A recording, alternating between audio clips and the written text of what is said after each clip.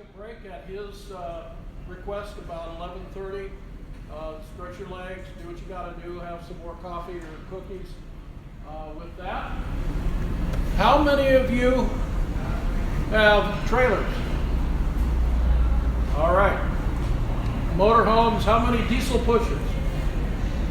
So we're not going to spend a lot of time on that. If you have questions, ask. You may as well just. You guys got 6 years between. I got 6 years by myself. There you Excellent. go. I got much on Come yet. Come on up. We'll get you a mic. I've seen them many times.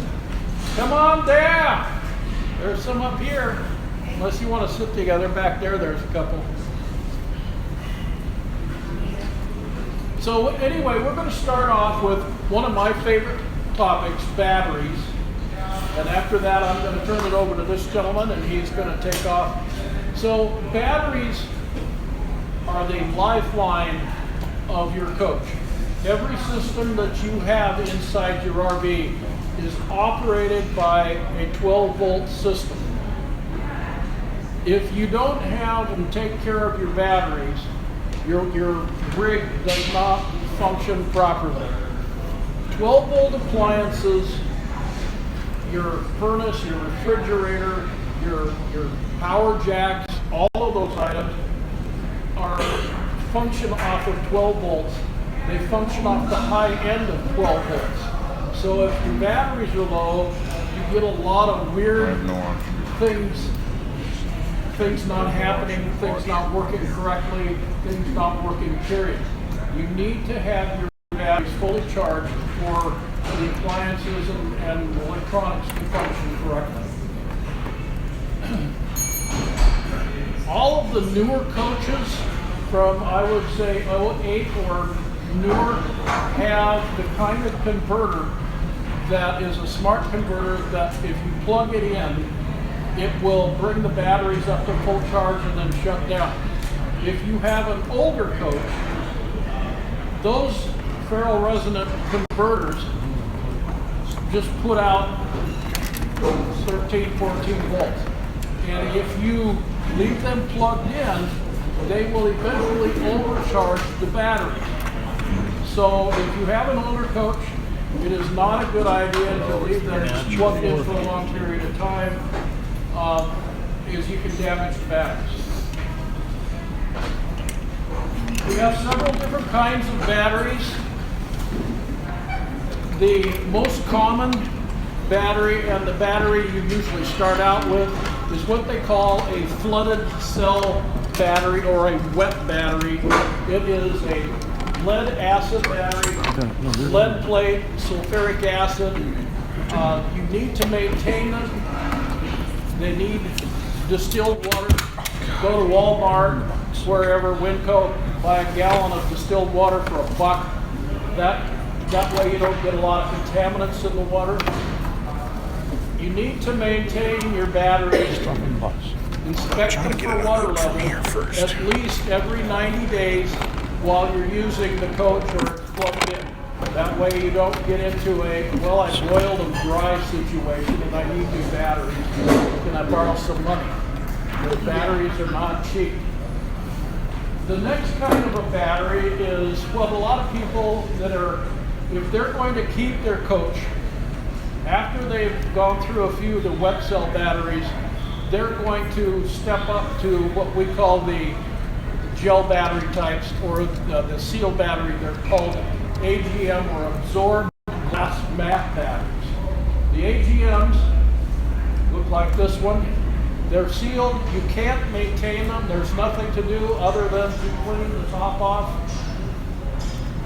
Keeps any current trails from happening where the sweat and dirt and oil will actually let current go from the positive to negative. Very small amount of current to draw the battery down. So you need to keep it clean. The AGMs will last typically, if you maintain your flooded cell, about twice as long as a flooded cell battery. And for no apparent reason, they cost twice as much. So it's a kind of a push that some people, and I'm kind of getting to be that kind of person. The only thing I maintain is the water in my martini. I need to have AGMs. If I'm and I'm not anymore, one of those guys that spends half his day maintaining his coach, touching everything and playing with it, he hasn't gotten a life yet, then it's okay to have a flooded cell battery as long as you keep maintaining it. There are different types of batteries besides the flooded and the AGM. One of the new batteries that's been out, and we haven't really gotten into it much, is the same kind of battery that they use to drive a laptop or something like that. They weigh a little bit less, they'll last 4 or 5 times as long, and they cost 10 times as much. So we don't really get involved in that. I think maybe 1 or 2 coaches a year we will convert, and it's extremely expensive. If your first coach has 2 12-volt batteries, they're a group 24, they're this size. They're a pretty good battery.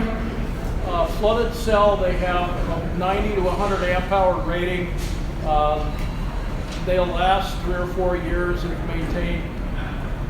If you want more dry camping power, what people do is from the 12 volt, they go to 2 6-volt golf carts.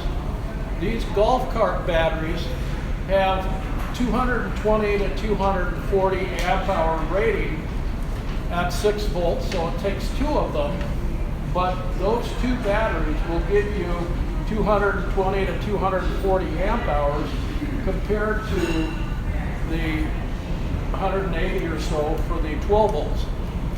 They will also, the golf cart battery will duty cycle or deep cycle discharge and recharge about twice as much as a 12 volt battery. So if you're using it constantly, inverter solar, or you dry camp a lot where you discharge it and recharge it, discharge it and recharge it, the 6-volt battery will give you more capacity and it will last longer before it starts to fail because of its design. So originally you start with the ubiquitous 12 volt, everybody has 2 of these or 1 of these. When you go to 2 of the 6 volts, you get a much better performance. They last quite a bit longer. They are a high maintenance. When you're done with the maintenance, Lifeline and other battery brands make an AGM in the 6 volt. In the flooded cell, this has about a 350 to 380 duty cycle rating, which means it'll draw down and recharge about 350 to 380 times before it's done. In the AGM, that's 700 to 800 cycles, so they will last a long time. They will take more abuse. You don't need to ventilate them. You just need to make sure they're clean. They're a much more durable battery. They're just less grief than the flooded cells. Yes, ma'am. What's the difference in cost? Well, a regular flooded cell 6 volt, we get $400 for 2 of them installed. Take 2 out, put 2 in, clean it up, repair the ends, whatever we have to do. So they're typically off the shelf $150, $175 a piece. A 12 volt flooded cell battery is going to be somewhere around $100 a piece. In the absorbed glass mat, we get $800 for 2 of those installed. They are twice as much as the flooded cell, but they last at least twice as long. Any other questions batteries or your charging system while we're talking about it? Just to clear it in my mind, you know, with 6-volt batteries, you would series those, and with the 12-volters, you parallel. That is correct. The question is, when you're hooking up 6-volt, you have to go, one hot post is your primary hot, The ground then goes to the hot post of the next battery, and then that second battery, the ground post is the common ground. So they have to be hooked in a certain configuration, whereas a 12-volt battery, it's positive to positive, negative to negative. And we do big systems sometimes. Some of our high-end coaches will come with 16 6-volt batteries. And there's only a few of us that understand, if we have to replace those, exactly how to wire them. And I'm one of those few guys, and so is he. But you have to be very careful that each 2 6-volts are created, make a 12-volt battery. Now you've got 8 12-volt batteries, and you've got to connect those together to keep them now at 12 volts. And there's a bit of a science to it. And we charge about $6,000. It's a lot of money for a lot of batteries, but a battery bank like that is for an all-electric coach, and they'll last 10 years. So it's an expense, but you know, you don't have to deal with it too often. Yes, ma'am. This is probably one of your basic or stupid questions, but like inside on your panel, it has a thing that says what your battery charge level is. So are you saying that if it goes down at all, then you're supposed to add more water to it? I think I'm going to let you answer that. It's, Okay. There's, well, Is she talking about the monitor panel? yeah, but there's also, she also mixed in there has a question about the maintenance. So Maintenance. he's the guy on this. Your monitor panel, I hate to use the word as an idiot like. Well, no, you're not. You're not. Believe me, you're not. Because when we get new technicians in, we have to explain to them. When a customer comes in with a battery concern, leave that monitor alone. Don't go, because as soon as you plug in, your monitor is going to show 100% battery no matter what your battery looks like. Because it's showing your converter charge going into the battery. So instantly it's going to go to full and everything's going to be great. Your batteries can be trashed. You can actually take your batteries out of your unit, plug your unit in, and that'll still show your batteries are great. So when you look at that, if you're dry camping, it's going to come down usually to 2/3 or 3/4 almost instantly. It doesn't mean there's anything wrong, it's just because the way batteries are built, where that monitor's made, it's just a strange thing. Water you really can't see except for flowing off the top of your battery. A flood cell battery is going to have caps you pull off. When you actually look down inside, and if you go to Guaranty on YouTube, you'll see a battery maintenance video on there of how to check your fluid levels, maintain them, how high to get. That's the most important thing to do is keep water in here, because even with the new 3- and 4-stage converters, your battery is in a constant state of sitting there doing nothing or charging. And then if you're camping in it, you're using it, so your charge is coming on and off, and keeping it all where everything's nice. By doing that, it's actually heating your battery up a little bit, and everything in there starts to evaporate out into, you know, just like taking a wet rag and throwing it on your picnic table in the summer, that moisture leaves. So, it can happen faster than you think. I tell people check it once a month. Yeah, as far as water consumption, I had an outlet sitting in my house and plugged in, like outside lights on all the time and the refrigerator's going. Yeah, and that converter's going to keep that charge up. So you want to keep an eye on that battery. What we get a lot of is people won't check that. One cell or more will go dry. Once that liquid has come below the lead, top of the lead plates in your battery, you're not going to get it back. There are people that will argue that, you know, at the battery company, very, very seldom can we save a battery once they've dried out that bad. If I could, what year is your coach? Okay, so yours has the newer converter, so you can plug it in and forget about it. You don't have to worry about it in going into an overcharged situation. Right. Yeah. But it will charge, because especially if you're using the fridge and stuff, it's going to draw off your batteries. Your converter then is going to go into a charge state, which is going to bring them up. So that constant up and down is going to take the liquid out. So keep an eye on that. Best thing to do if you don't know how is have one of your grandkids watch on YouTube and let them know that's... You watch on YouTube, and if you live close enough, let us know. We'll help you out. Young lady in the back there. Yeah, that's you. Maybe it's on video, so when I open it and look in there, I take a flight one just to be sure, and I can see water, but I'm never clear what's down there. Is that what level is in the meter? If you're not 100% sure, I always suggest people get come and grab one of these. I know I'm going on the screen here. I'll probably get in trouble. Oh, that one. Yeah. If you have enough room on top of your batteries, fifth wheels and trailers usually are on the tug or in the front compartment where you got plenty of room. These have a little spring-loaded valve in them. And as soon as you put this on the top of the battery and push down, your water starts to go down in. As soon as the water level comes up and touches this, it stops. So this will give you the perfect amount in every cell. A lot of motorhomes, there's not enough room on top to get these in. So on the video, it'll show you better. I'll draw a real quick little picture here. I was not great in art class. He usually says about now, I went to art just to meet girls. Well, that too.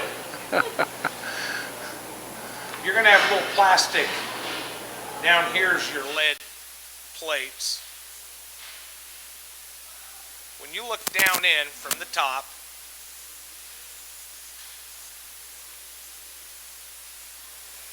you're going to look down, you're going to see plastic go down both sides. About that far down, that plastic stops.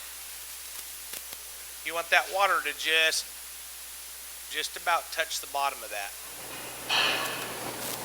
As long as you're above the plates, you're okay. But that's full.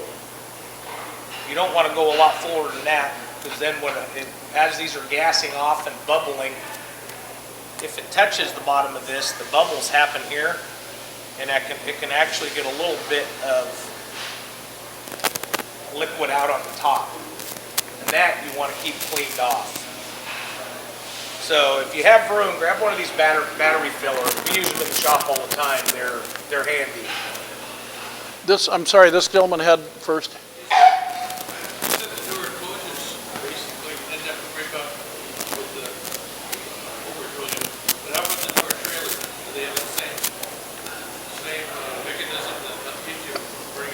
The question is, do trailers have the same charge protection as motorhomes? Anything from like 08 or newer should, and everything in the industry was converting over to intelligent chargers around 08. Yeah, you're good on that. Yeah. And the converter in your new Arctic Fox is going to be the same converter that's in your neighbor's 32-foot fifth wheel. They use the same technology, inverter, either inverter converter, which is a whole nother class, or the converters are the same per unit, maybe just different manufacturers. Yeah. So when fluid gets out of the top, is that corrosive? It is corrosive. That's why you'll start to grow that green, froggy looking stuff on the tops of your terminals. And that's important. That's for the maintenance. That's important to keep off there. With rubber gloves, and if you'll go again to YouTube and look at even if you don't look at ours, just go to YouTube and say RV battery maintenance. Everybody on there usually has about the same rubber gloves, toothbrush, a little battery cleaner. The best way to do it, there's paper towels involved, or an old t-shirt, or something you don't want to.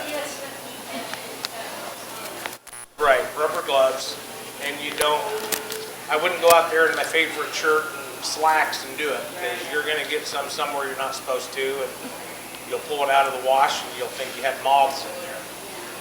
because it only takes a couple seconds and it's eating through.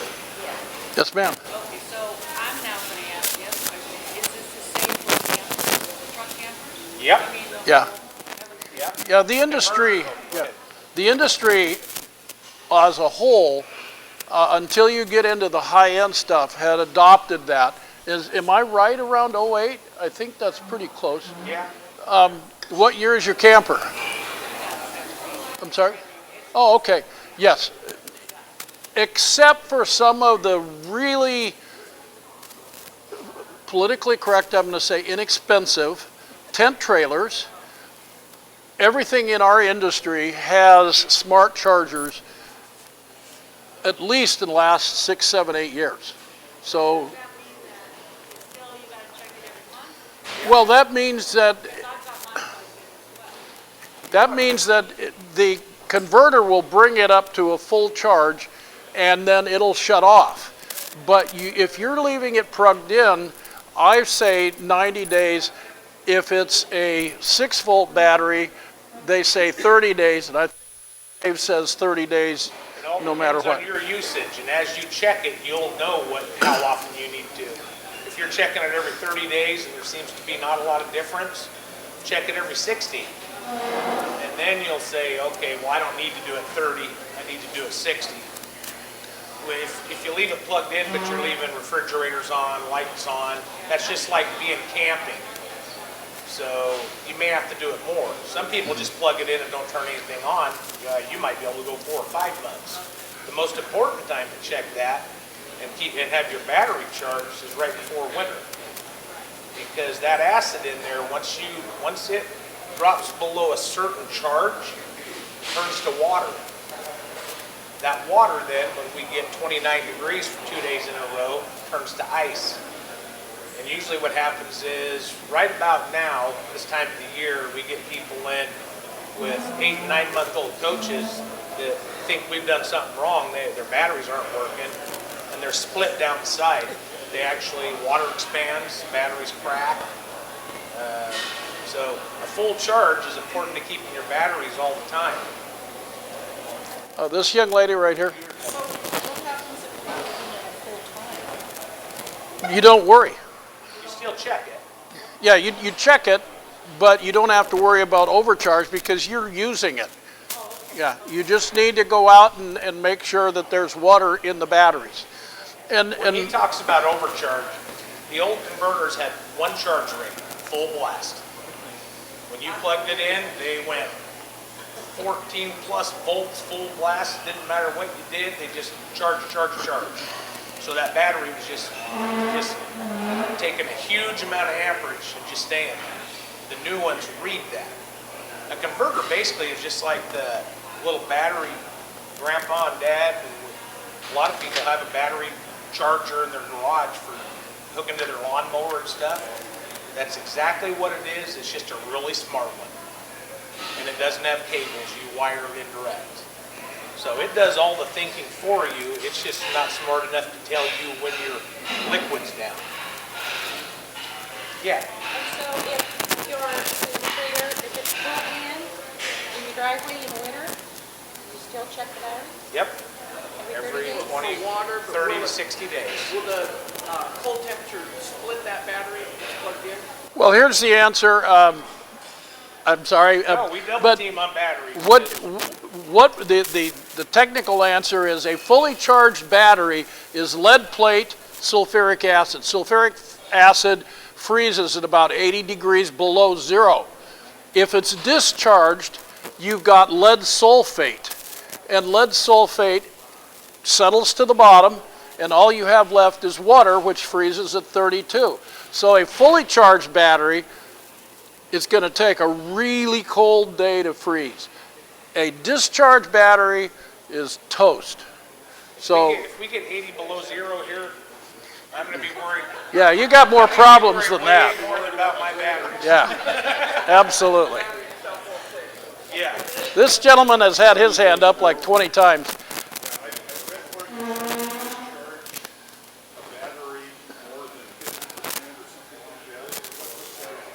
You know, yeah, I was surprised you didn't say this earlier, but this is one of his, besides talking about poop, this is his most favorite. I love it.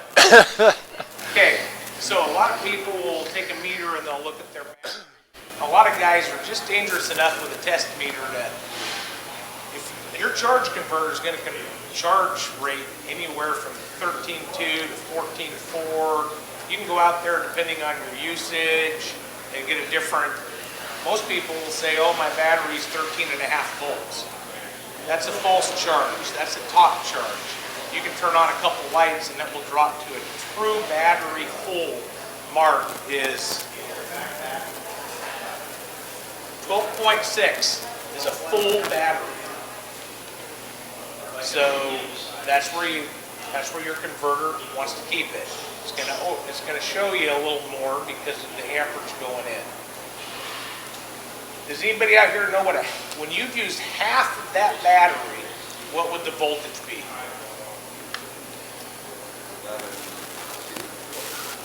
11.8. 12. 12 volts volts. is a half of a battery. I need to take the class. Yeah.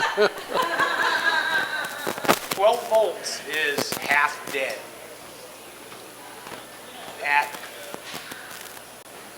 11.8 to 0.6, your 12 volt stuff's going to start failing. Your air conditioner, your refrigerator, your furnace.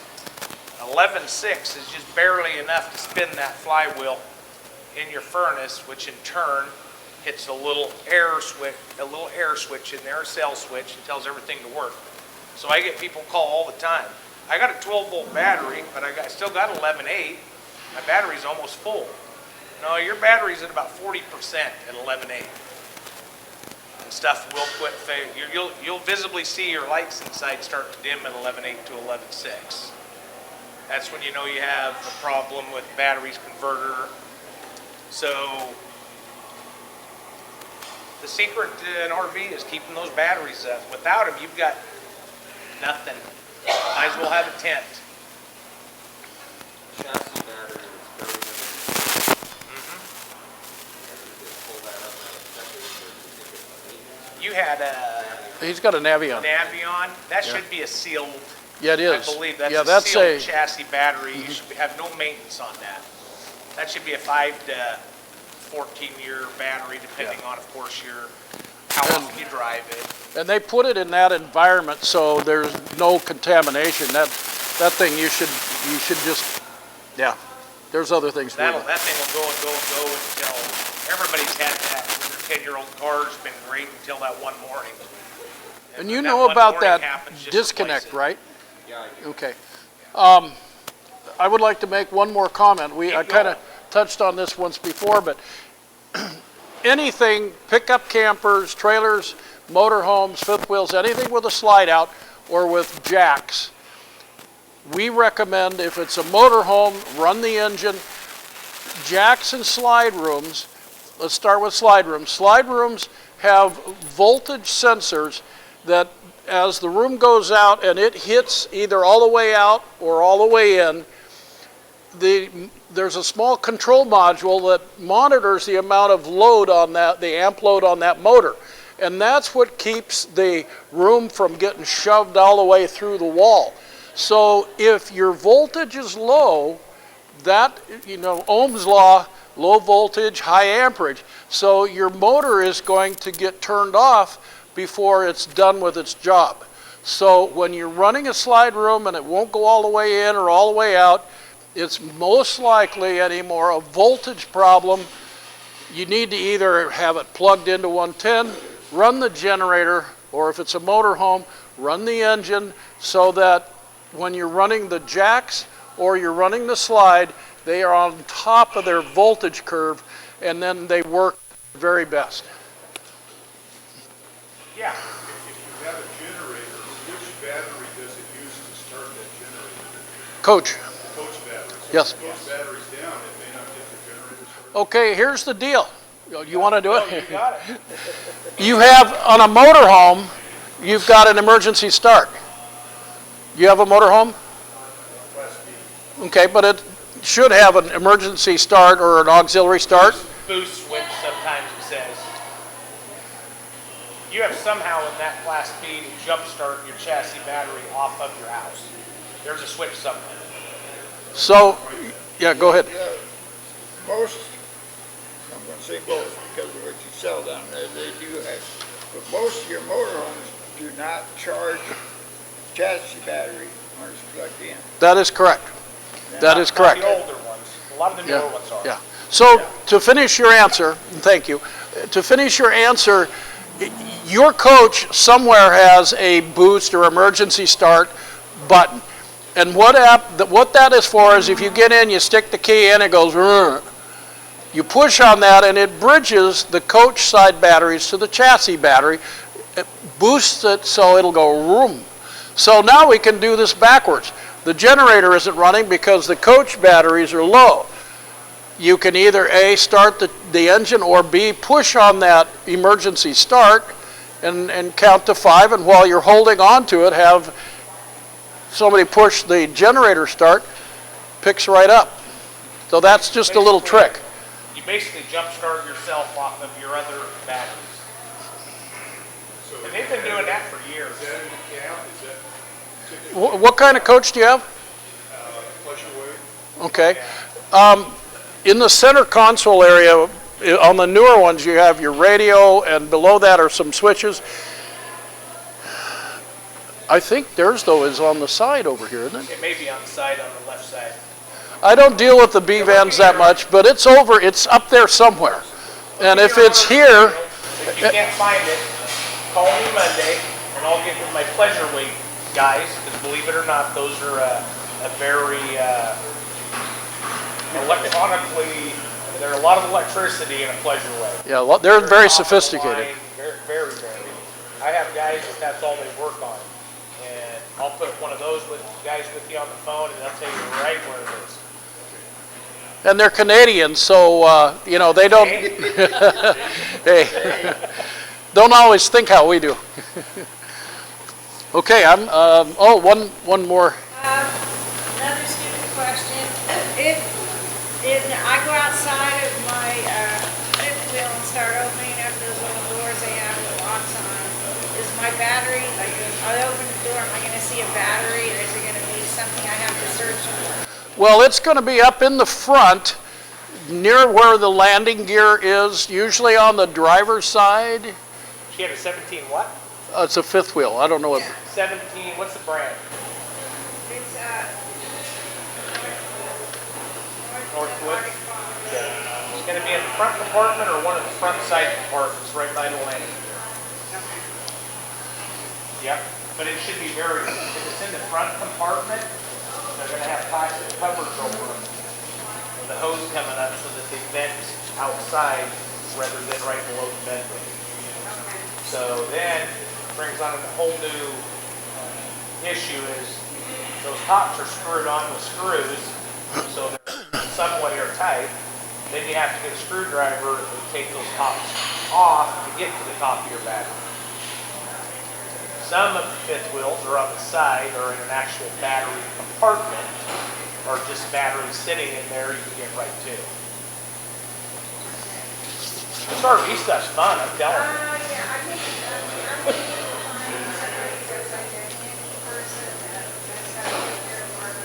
There are people around. Let me know, I can give you several names. Oh, okay. Before we move on from batteries, part of the conversation on batteries is charging systems. We've pretty well talked out converters.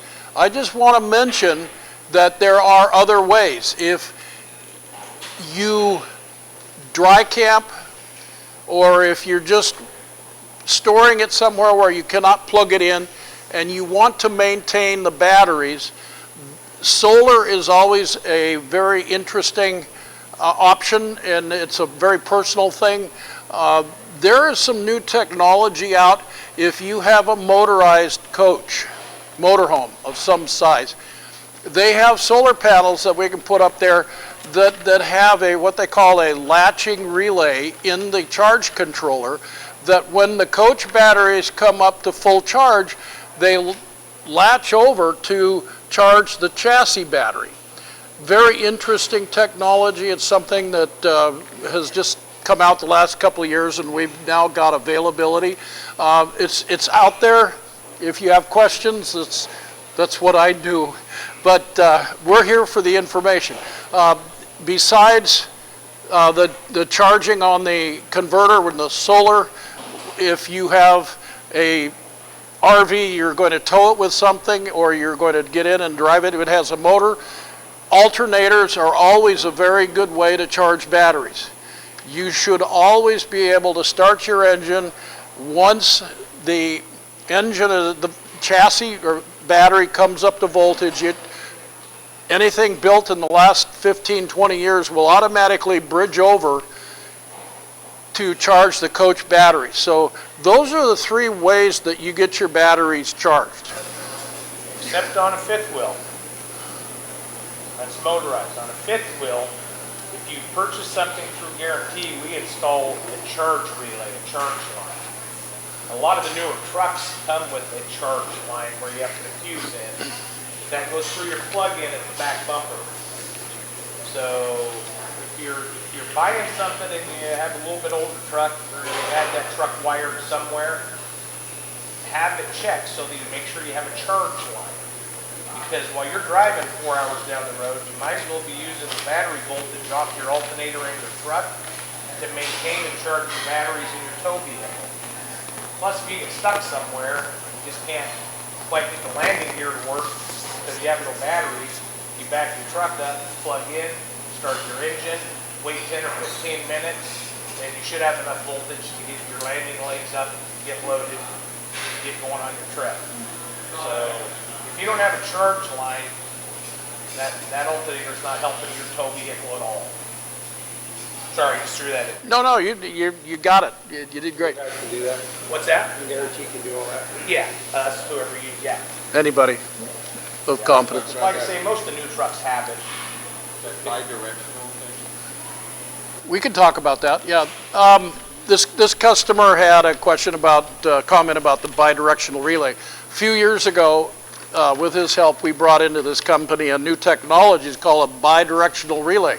If you have a motorhome, you start the engine, it will charge the chassis battery, and then the isolator will bridge over and charge the coach battery. Bidirectional relays do the exact opposite. If you are plugging your motorhome in, you're down in Arizona, you're watching us on YouTube, you're having a nice stiff one, you've been plugged in for 3 months, if you don't have a bidirectional relay, good chance your chassis battery may be dead or darn near dead. The bidirectional relay, again, will sample your coach battery voltage, and when it's up, it will bridge over and maintain your chassis battery. Very good technology. We're seeing it on Newmars and not yet on the Winnebago stuff. Yeah. Anyway, go ahead. Yeah. So, as far as battery usage, I have one of those self-leveling things on the fifth wheel. The automatic level. For the, You push a button and it goes. auto leveling. auto- Yeah, okay. Whatever. Anyway, so if that, I would assume that takes up some battery. Quite a bit of battery. Quite a bit. Yeah, because it's amazing. So if when I unhook from the fifth wheel, should I just pull ahead when I'm unhooking and get away from it enough to be able to plug into my my cord in my pickup to allow it to pull off of the pickup instead of always Well, on the trailer? Your unit is going to have 2 batteries that are big Yes, enough it does. that usually the first thing you do when you pull in is auto level. Yes. So as long as that's going to be the first thing you do, your batteries are going to have enough voltage to auto level. From going down the road. Yeah, because yours has a charge line. So when you get there, your batteries are going to be at 100% top. Okay. That auto level will happen enough, and you don't go places where it's having to. It's basically just tilting it a little bit, stabilizing. Yeah. You but shouldn't have any problem. It seems like I have to put a lot of blocks underneath there once I pull the pins to get the legs down. It just seems like it's going up really high. Well, you should you should be able to lower those front legs so that the inner leg comes down so you don't have to use as many blocks. And if it's going up too high, then we need to recalibrate the system. That's going to be a next class we give you, one-on-one out in front. Thank you. Yeah. A lot of the new electronic leveling has to be calibrated somewhere between every 5 minutes and 2 years. Very true.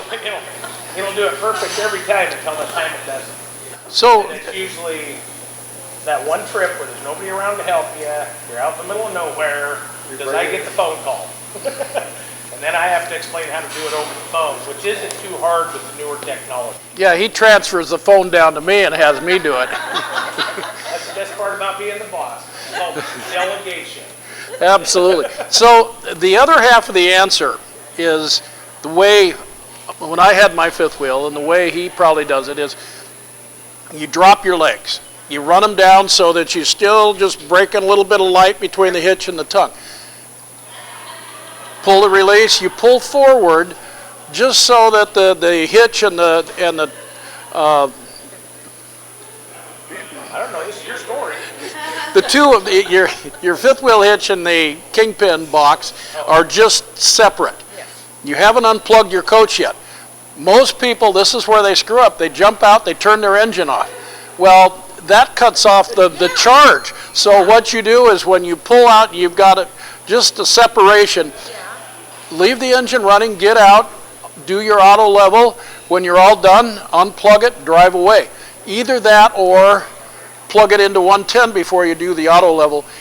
Either plugging it into the shore cord or leaving the engine on is going to guarantee, like I said way back in the half hour ago, jacks and slide rooms need maximum voltage. So when you separate the two, pull forward just enough, leave it plugged in, leave the engine running, you'll have enough voltage to do a good job. And a lot of times, what you're describing is low voltage weirdness, because these jacks, they really spaz out at low voltage. So as much voltage you can get when you're operating them. Thank you. Now, I'm going to add to that even. Because I'm the type of guy that knows that if I don't pull my truck completely out from underneath my fifth wheel, I'm going to be that guy that's when the jacks are going to fail. And then I'm going to be fixing the top of my bed and the bottom of my fifth wheel. And especially with the new hydraulic systems out there, when you hit auto level, they do about a 6-inch drop in the front. Then they come back up and level. So if you're going to pull your truck out and try to leave it connected, have it out past the front of your fifth wheel. Because the new LCIs do that. They do a drop and then re-level. And if you're only that far from the top of your bed, Now you're that come far down. from the top of your bed. yeah. I always tell people that you belong to one of two groups. Either the group that has done it or the group that's going to do it. I belong to both of those groups. It's like your awning, Yeah. So, oh yeah. Bring it in. Yep. This RV and stuff is fun stuff, I'm telling you. Yeah. You have a little motor coach, would you leave the vehicle running and then slide out and slide out? Is that what you do? Yes, if you're motorhome, park brake on, put it in park, leave the engine running, hit the button. Yes. If we're done with electrical, we're good. Oh, Yeah. Just to make sure your charge line, our truck didn't have a round plug-in at the trailer in the spot, 2011 trailer. Okay. So we had a brake controller put on, we didn't have all that. And a wire. Pardon? And a wire to the back so you can plug into it. Yeah, so, guy at the trailer place said he had a charge line. Is that by definition going to charge the battery on the trailer as we drive? If he put a charge line in, yes. Okay, so we're running the fridge as we drive, then the alternators charging all that up. Keeps the Correct. battery full. Right. When we unplug, dry camping mostly. Right. We've got to pull back. Now, he just brought up something I gotta mention. This Yeah, is totally off if you topic. didn't, I was gonna jump on it. Totally off topic. He just said, keeps our battery charged because we leave our fridge on when we drive. Be careful with that because they will spot check you in several states. They will pull you over. If your propane is turned on in Washington, California, if they stop, all they have to do is say, show me your propane tanks. If they're on, it's a very expensive ticket. And they're starting to do that now because they're running out of speeders. They gotta make that money somewhere. So a refrigerator, when frozen or cold, if you turn the gas off and unplug and take off on your trip, even if you drive for 5 hours, that's a long drive for anybody in one day. When you get there, I swear your stuff in your freezer will still be frozen. Your eggs will still be cold. Yeah, everything will be good. I don't know, we may have to try a couple, you know. But I'm not saying that I don't drive with my fridge on, and I haven't before. I'm just saying, since you mentioned it, I'm going to bring up that if they decide if you're going into Canada, stop way before, turn everything off, have all your bells and whistles ready to go, because they're going to check everything. So the charge line will keep the fridge going though? Yes, it'll supply enough 12 volt to keep the valve open to keep the gas going. Most units don't have 3-way refrigerators anymore. Some of the campers are coming back to it. But it's 12 volt gas or 110. Yes. That's you. So you actually turn it off at the Well, I just turn it off at the fridge and then go out and turn the tanks off. Then that way when the policeman pulls you over, he's going to go out and go, oh, these are closed. Good job. Have a nice day. I've never been stopped in Oregon. He's saying they're getting really up on it in Washington. I know I have been stopped in California. I got stopped in Washington. Okay. Didn't know it was illegal. Yeah. They're worried about a crash. Somebody sideswipes your fifth wheel or trailer and tears into. There's a lot of propane plumbing. You got hard plumbing that goes along the frame, and then from there it looks like a big tree splits off to everything.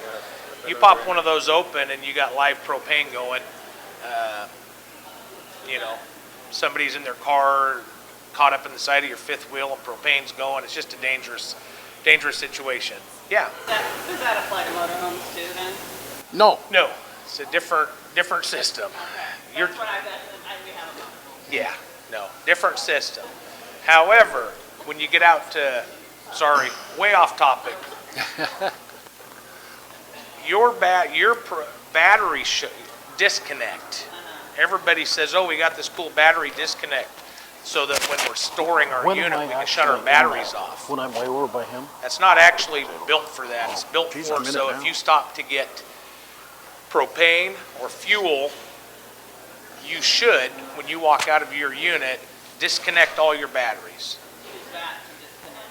The batteries anyways, because that's nothing makes these people more excited when they're out here filling up the front of a fifth wheel with propane or on the side of a motorhome with propane, and all of a sudden the guy's water heater 6 feet down decides to light. So the best thing to do is just disconnect your batteries so that there's no sparks, pilot lights, any of that are ever going to happen. And then when you get back in it, click it on, you're right back down the road. Yes? Okay, so I'm confused. On a motorhome, you don't have to turn the propane off when you're driving? No, different set of laws. They are frame-mounted tanks. They are not Horizontal. cylinders that are removable. So I'm assuming, it's been so many years since I took the test, but I'm assuming because it's frame-mounted, they're less worried about it breaking loose, exploding, and so the line in the sand is cylinders that are removable or frame-mounted tank.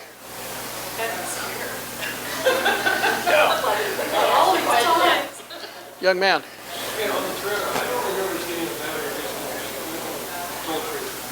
What kind of coach? It's not a coach, it's a trailer, does it have a disconnect? You do not, but I always suggest you get one, depending on where you're going to store it and what you're going to do. You can have one installed relatively inexpensive. No. Several of the larger toy haulers, toy hauler being the back folds open, you stick all your gear in the back. A lot of those have fuel stations, and they have battery disconnects. That's the one I don't prefer. Fine. Sorry. So while we have a moment here, I would like to say hello to Alan. Thank you for not getting out of bed in time to come and watch this. He called and said, I'm not gonna make it. So fine, see what you missed. I'll see you next time. That's what happens when you sign up and then you no show. That's right. Go with an actual clicks. We call them a Clix-on or a Perco. They're an actual knob. Green is on, red is off. They're a little more, but you can put these anywhere and put the battery out. That mounts right on top of the battery. If you have a fifth wheel, that would have to be underneath that plastic cover I was saying that you have to unscrew. Trailers with a tongue, we put one of these right out on the tongue, 2 foot from the battery. When you get done parking it, just reach over and turn it off if you're not going to plug it in. If you're going to leave it plugged in, you don't need one of these. Yes? We just bought ours recently, and I noticed in looking at some of them, I saw some of the fifth wheels that actually had the cutout. Some do, the higher line. Yeah, and ours doesn't. Ours is a V-Cross, 14 V-Cross, and we don't have any. You recommend us installing it? If you're going to store your unit not plugged in a lot, yes. If you keep it plugged in and maintain your batteries, there's no need for that. If you're going to take it down here to the big storage place on Mill Iron, and I forget the name of it, Eugene RV Camp, where you just put it underneath the little cover and leave it, then yeah, these are nice to try to keep your batteries up. A battery will lose voltage even without being, I mean, it's just what they do. Yeah. As far as the safety aspect of it, when you're getting your propane filled and everything with the fifth wheel that doesn't have it, you're still okay, right? You are, As long as it's shut off. as long as it's shut off, yeah. Yeah. Anything else on batteries? Because we're heading right towards what I love. Boop. Well, it's too late, kids. Here you go. His favorite topic. I'll go for about a half hour on this, and then we'll kind of take a break. And plumbing systems, I kind of breeze over water tanks and water pumps because everybody knows what a water pump is in their unit, right? For dry camping, if you can't hook to a hose, you turn the switch on, it makes a little noise. Depending on where the pipe's banging, it could make more noise. City water, everybody understands the difference between city water being plugged in at a park or next to your house. So we're going right for the good stuff, I'm telling you. Yeah, they're getting impatient. Let's go. Holding tanks. This is my favorite, one of my favorite things to talk about. This and roof damage and floor damage, because we have a lot of people that come in that pay us to fix what I call no problems. And a lot of them are within the first year when they're under warranty. And usually at some point, you're upset at us, and we're just doing what the warranty company tells us to do, which is tell you, I'm sorry, but we spent an hour to an hour and a half cleaning your tanks. It wasn't a warranty issue because you had stuff stuck on a probe. So does everybody know how, you know that monitor panel I was talking about? Where all the fancy buttons? Now this is where that monitor panel comes handy. Everybody knows underneath their toilet they're going to have a tank. That's I'm actually getting good. way better on that. Yeah, that's pretty good.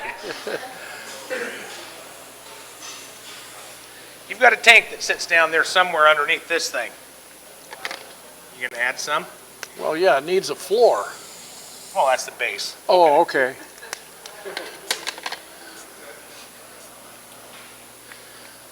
Okay, so we all know what happens here. So you have probes on the side of that tank. Some of the newer Highlines actually use electronic digital probes that don't ever enter the tank. They're all stuck to the side, and they read density, and it's all fancy, and they're always broke, and love them. A probe system. They actually, the tank manufacturer or the RV manufacturer, depending on if they're put in, when and where they're put in, is going to put these probes in that actually come inside the tank a little. They look like the end of a pencil. So what happens is these wires that come from this monitor panel that you're pushing with all the lights on it is wired to a fresh tank, a gray tank, and a black tank. Those monitor panels are usually set up where they can do four tanks depending. And it'll say gray 1, gray 2, black, and fresh. My fifth wheel has 2 grays, a black, and a fresh. I could go clear into the color coding and all that, but I'm not. These come out here to this little resistor pack that's got a bunch of wires on it that go all over the place. We call it a thumbnail because it looks like a thumbnail. This thing up here reads through this resistor, and when you do your business in here long enough, that business piles up past this first sensor. Miraculously, you go in and push this button and it says 1/3 full. Then a day and a half, 2 days later, it works its way up here, and you go in 2/3 full. Everybody's got the point now. When you get up to full, it's almost impossible to put this probe right at the top. So as soon as you get it reading full, you got another 3 or 4 flushes. You don't have to pull up, if it's the last night before you leave, you don't have to go dump early. What happens is, and this happens in our first year more than any time, excuse me, and I think the reason is because you think it's got to be a problem with us. Usually in your first year, when you buy your RV, what comes with that is a lot of training. A lot of us explaining things to you, which we usually do. And in turn, sales helps us by covering a lot of these little issues. If you come in and we fix something for you for 20 or 30 bucks, and it was just because you were unsure, either service or sales usually will help you, and we consider that just a learning experience, and we usually cover that for you. That's one thing good about, I can say about Guaranty, that a lot of places won't do that. The scenario I'm going to give you right now, I've worked at other dealerships. You're going to pay, and if you don't pay, you're not getting your trailer back. You come in, you've owned your trailer 6 months, you've been on 5 or 6 or 8, 10. Usually the first year of a trailer, when you purchase it, you use it to death, and then it starts to wear down a little bit. I live in mine, so I use it every day. 6 months you've had this, you come in and you see Dan and you say, I don't know what's wrong with your trailer because it's reading 2/3 or full, and I'm not happy because I can't tell where it is. And then Dan has this piece of paper with terms of service that strictly says on there, if we do work that is not deemed warrantable through the warranty company, that you get to pay us for that. And it's all, it's not like we're being bullies. We can't work for free. These lights cost a lot to keep on, and I got people to pay, so you come in, Dan explains to you, now it's probably just dirty probes. And he tries selling you some Happy Camper, tries to get you to go home, fill it with water, put Happy Camper in it, let it sit overnight, dump it. Do this a couple times. You're so convinced that it's that trailer you bought from us that you're like, no way. It's all your fault. It's all the manufacturer's fault, and I want it fixed. So you sign on that little line that says you're going to pay us. Well, and I take a credit card. And he does take a credit card. So what happens is, unfortunately, this isn't one of those jobs where the technician can just flip a switch and walk away. He's got to come in your unit when we get it in. He's going to put in Happy Camper in there. And he's got to stand there while he fills your tank. Because that's my rule. You can't just put a hose down your toilet and he can't just clock off and go work on something else. Because what happens is he'll forget. And it's ugly when that happens. And this all comes up through here all over the floor.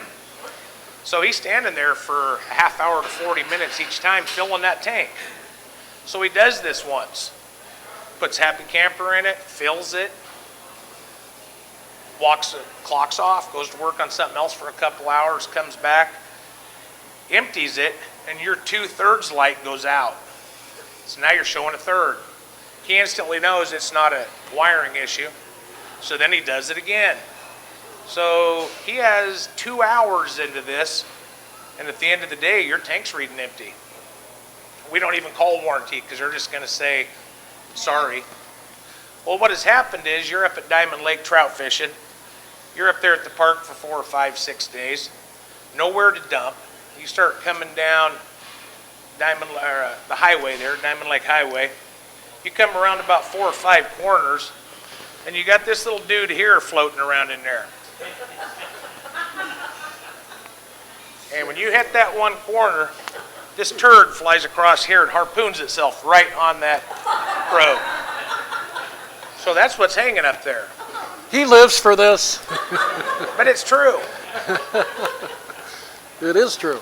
So what that's reading isn't water, it's reading that.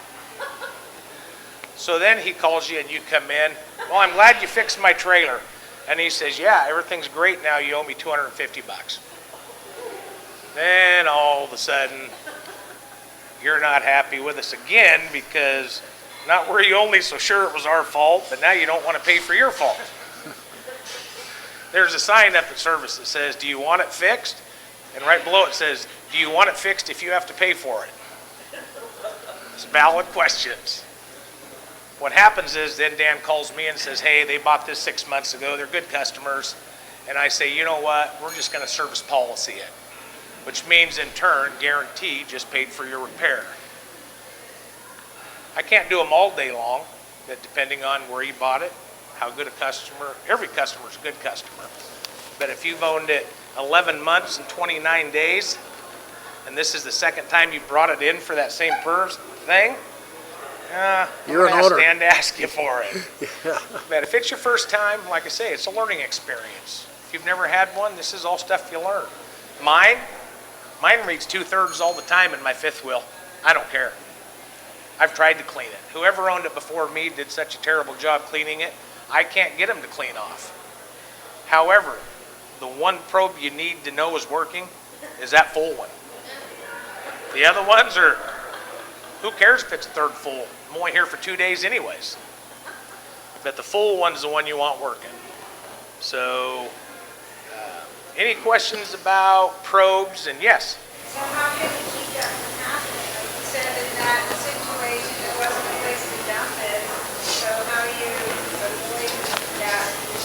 Well, a lot of the motorhomes and fifth wheels and trailers now have what they have a Santa flush system, where you can spray. You hook your hose on the outside and it sprays inside. It works 20% of the time. Usually it doesn't spray in the right direction to get everything off the probes. You're not really going to keep it from happening. What you're going to do is try to get this turned to a liquid as fast as possible. So you're going to use a tank cleaner. This is made in Oregon. It's a great chemical. We use it. Cuts the smell. That's what we mainly use it up there for, because we don't have time on a lot of these jobs to let it sit for days. So we use it to cut the smell. If we're going to have to change out a toilet gasket or a toilet, there's a lot of stink that comes up through a black tank. You know what's in there. So we put some of this down there, a little water, wait 20 minutes, and then do the job. Cuts all the smell. But what it also does is turns that to liquid very fast. So every time you dump your tanks, put a little in the gray and the black with some water. Take a little bucket, mix a scoop of this in the bucket, dump it down your each gray tank and your black tank. Yes. Can I just take a minute and Oh, tell please everybody do. how I do it? I'm going to come over here and blow my nose because it's starting to You run. knock yourself out. Here, you might want some of this. It'll clean you up. That'll do it. So, this is his, I don't want to steal his thunder here, but this is how I do it. And I've done this a long time. I'm pretty much a dry camper. All the years the kids were young, we had a fifth wheel. We'd go out. When you're dry camping, you're out in the forest National Forest Service, you need to have a shovel, an axe, and a bucket. So, you got a bucket. The first thing you do, you hook up your sewer hose, you open your black tank, whoosh, it goes. You open your gray tank, whoosh, whoosh, it rinses out. Now you take your bucket, you fill it up, and you go in, open up the toilet valve, dump the bucket down the toilet. And it will go down, rinse around, and go out. And it will also rinse the sewer hose. Close my valves, put my sewer hose away, my bucket, put a scoop of this in it, fill it up, fill the bucket with water, dump it down the toilet. Now I've got 2.5 gallons of water and chemical. I may not need to use that trailer again for 3 months. All the time that water and chemical is in there, the enzymes are working on anything that is residual. And those tanks are clean.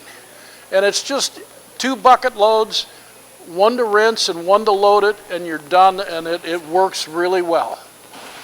That's how I've done it. Yes? I had a friend that was down in Needles, and they paid somebody to come in and really clean it really good. There are companies, it's $175. Yeah, they said that it doesn't ever get clean unless you have them do that service. No, if you start at the beginning and do it right, it should be clean. Now, believe it or not, your gray tank is harder to keep clean than your black tank, especially your shower and kitchen, because even though you scoop your plate off, there's that little bit of bacon grease, body oils, hair oils, hair oils, that grease that, believe it or not, there's not a lot of that left when it gets to this point. Your body has taken that grease in.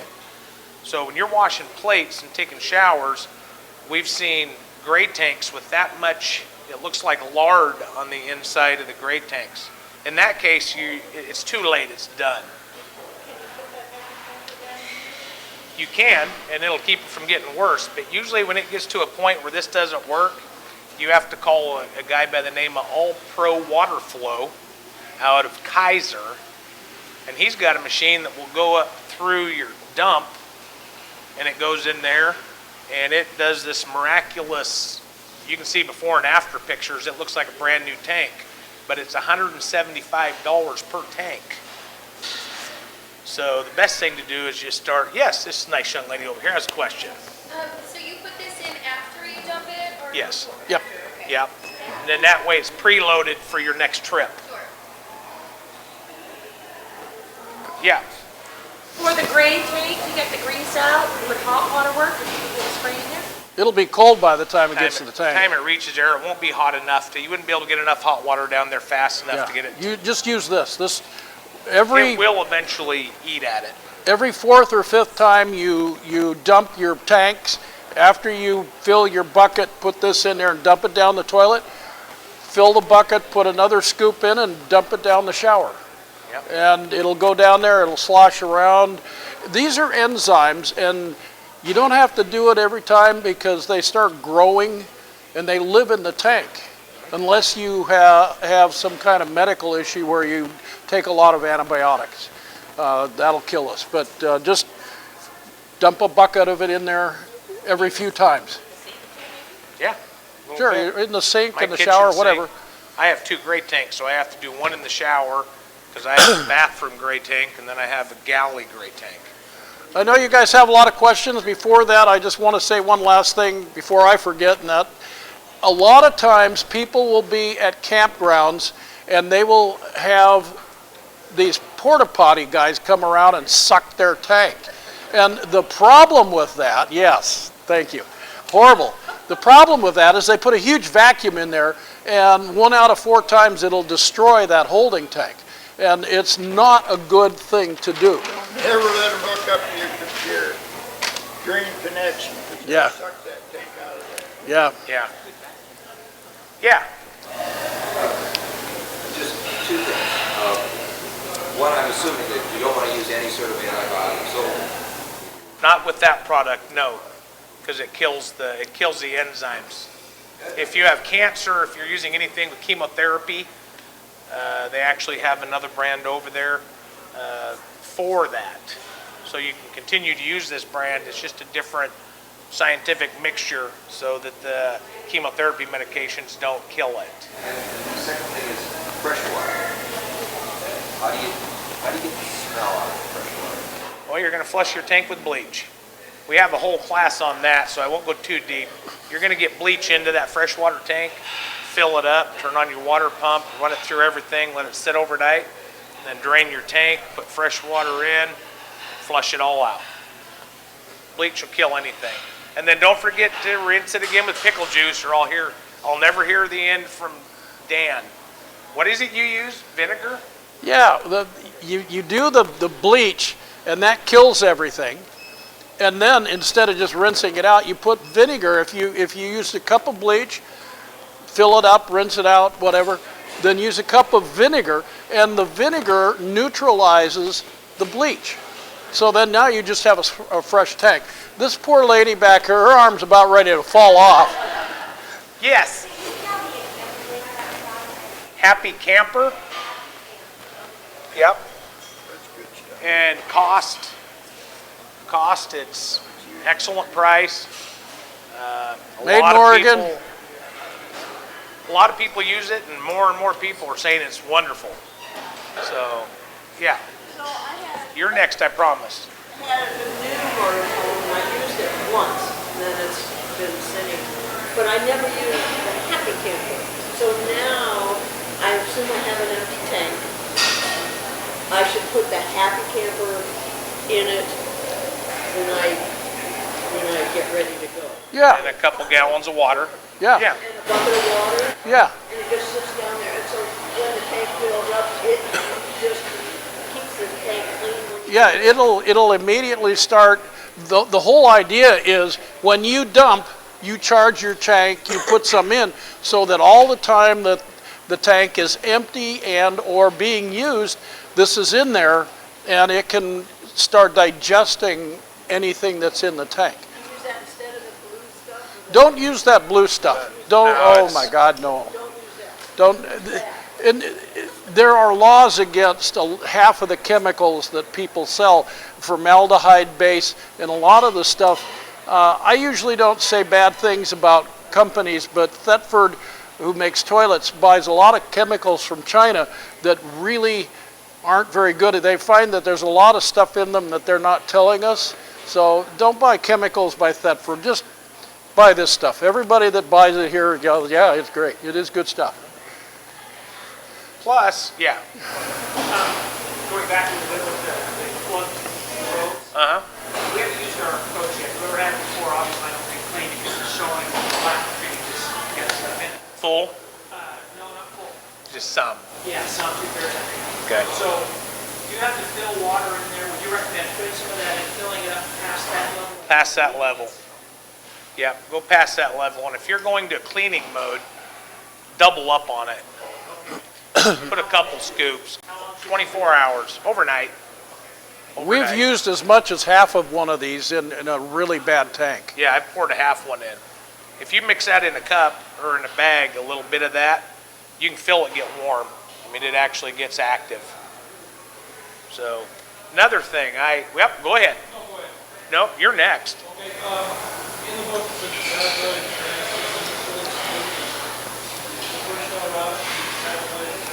Okay. Depending on where you've purchased it.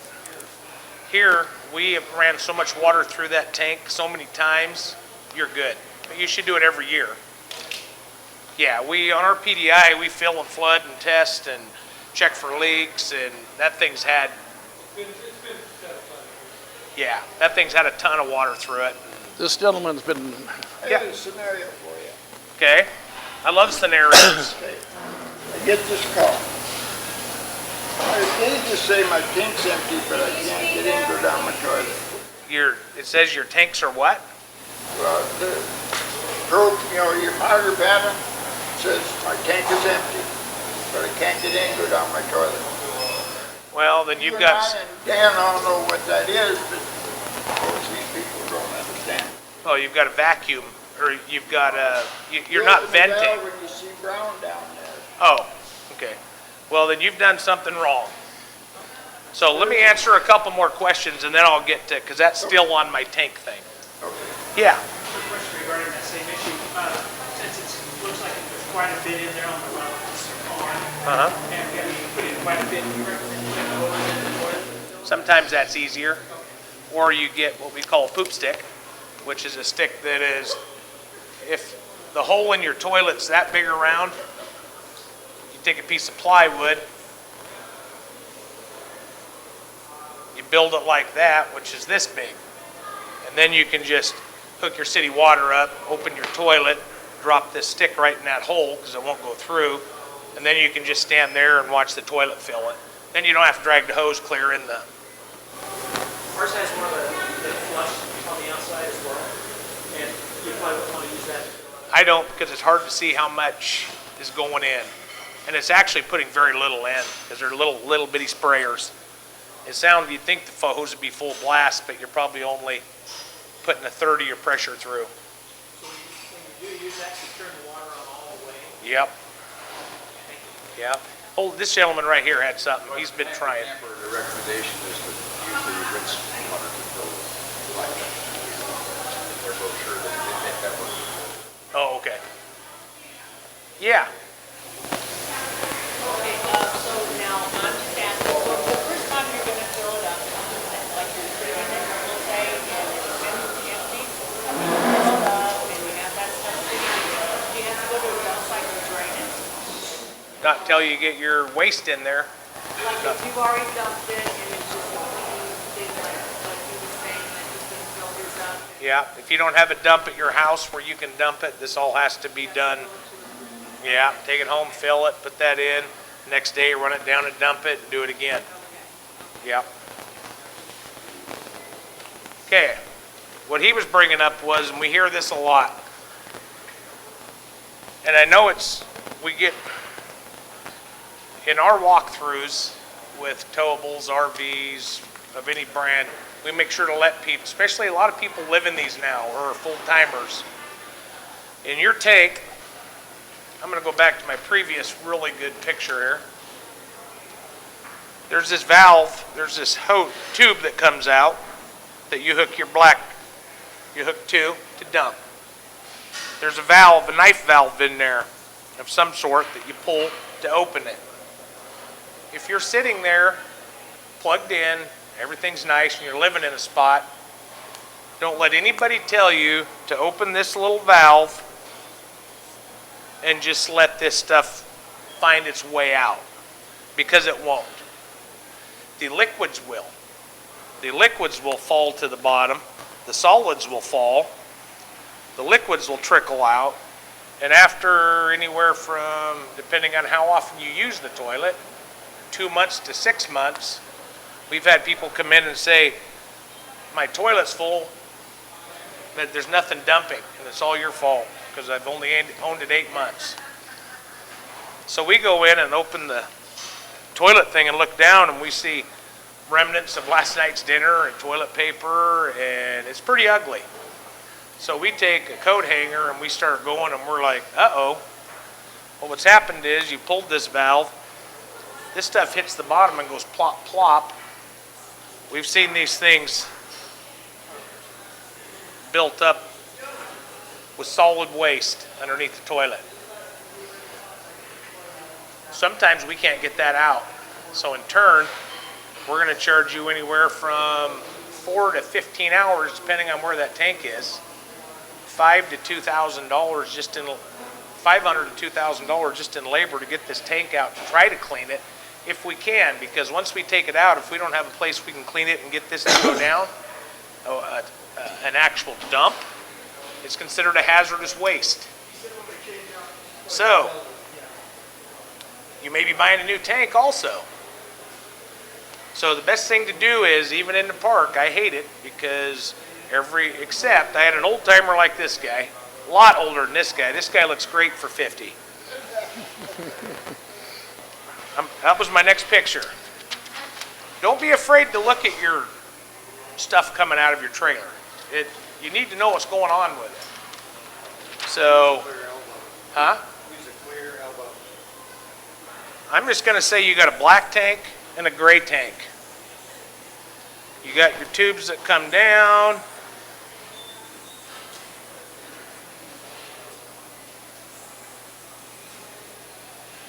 If you got two tanks, it looks kind of like that. It may go up and around and back and forth, but it looks like this. This is your dump where you hook. I've got about a foot long clear adapter I put on there. So now my hose, dump hose, hooks to that. When I dump, I can watch. It's not bad to watch. It goes by so fast you don't notice it. But I can guarantee you, since I used to pull that, and you'd see brown, white, big chunk of white, big chunk of white, toilet paper going past. Since I've started using Happy Camper, it looks like chocolate milk going past. Very seldom you'll see a little chunk of white unless it's been in the last couple hours before you dump. Plus I even added something else because an old timer like this guy, I've been doing this a long time, and he came in one day and explained something to me, and I thought, you know what, that makes sense. And Dan may argue with me, but right here I put a knife valve in with that little handle, because what I do is I dump my black,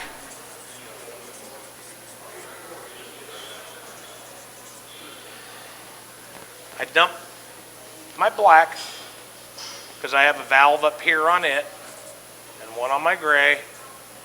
I dump my black right out. Then what I do is leave this valve open, close this. I pull my gray tank, which is as big as my black tank or bigger.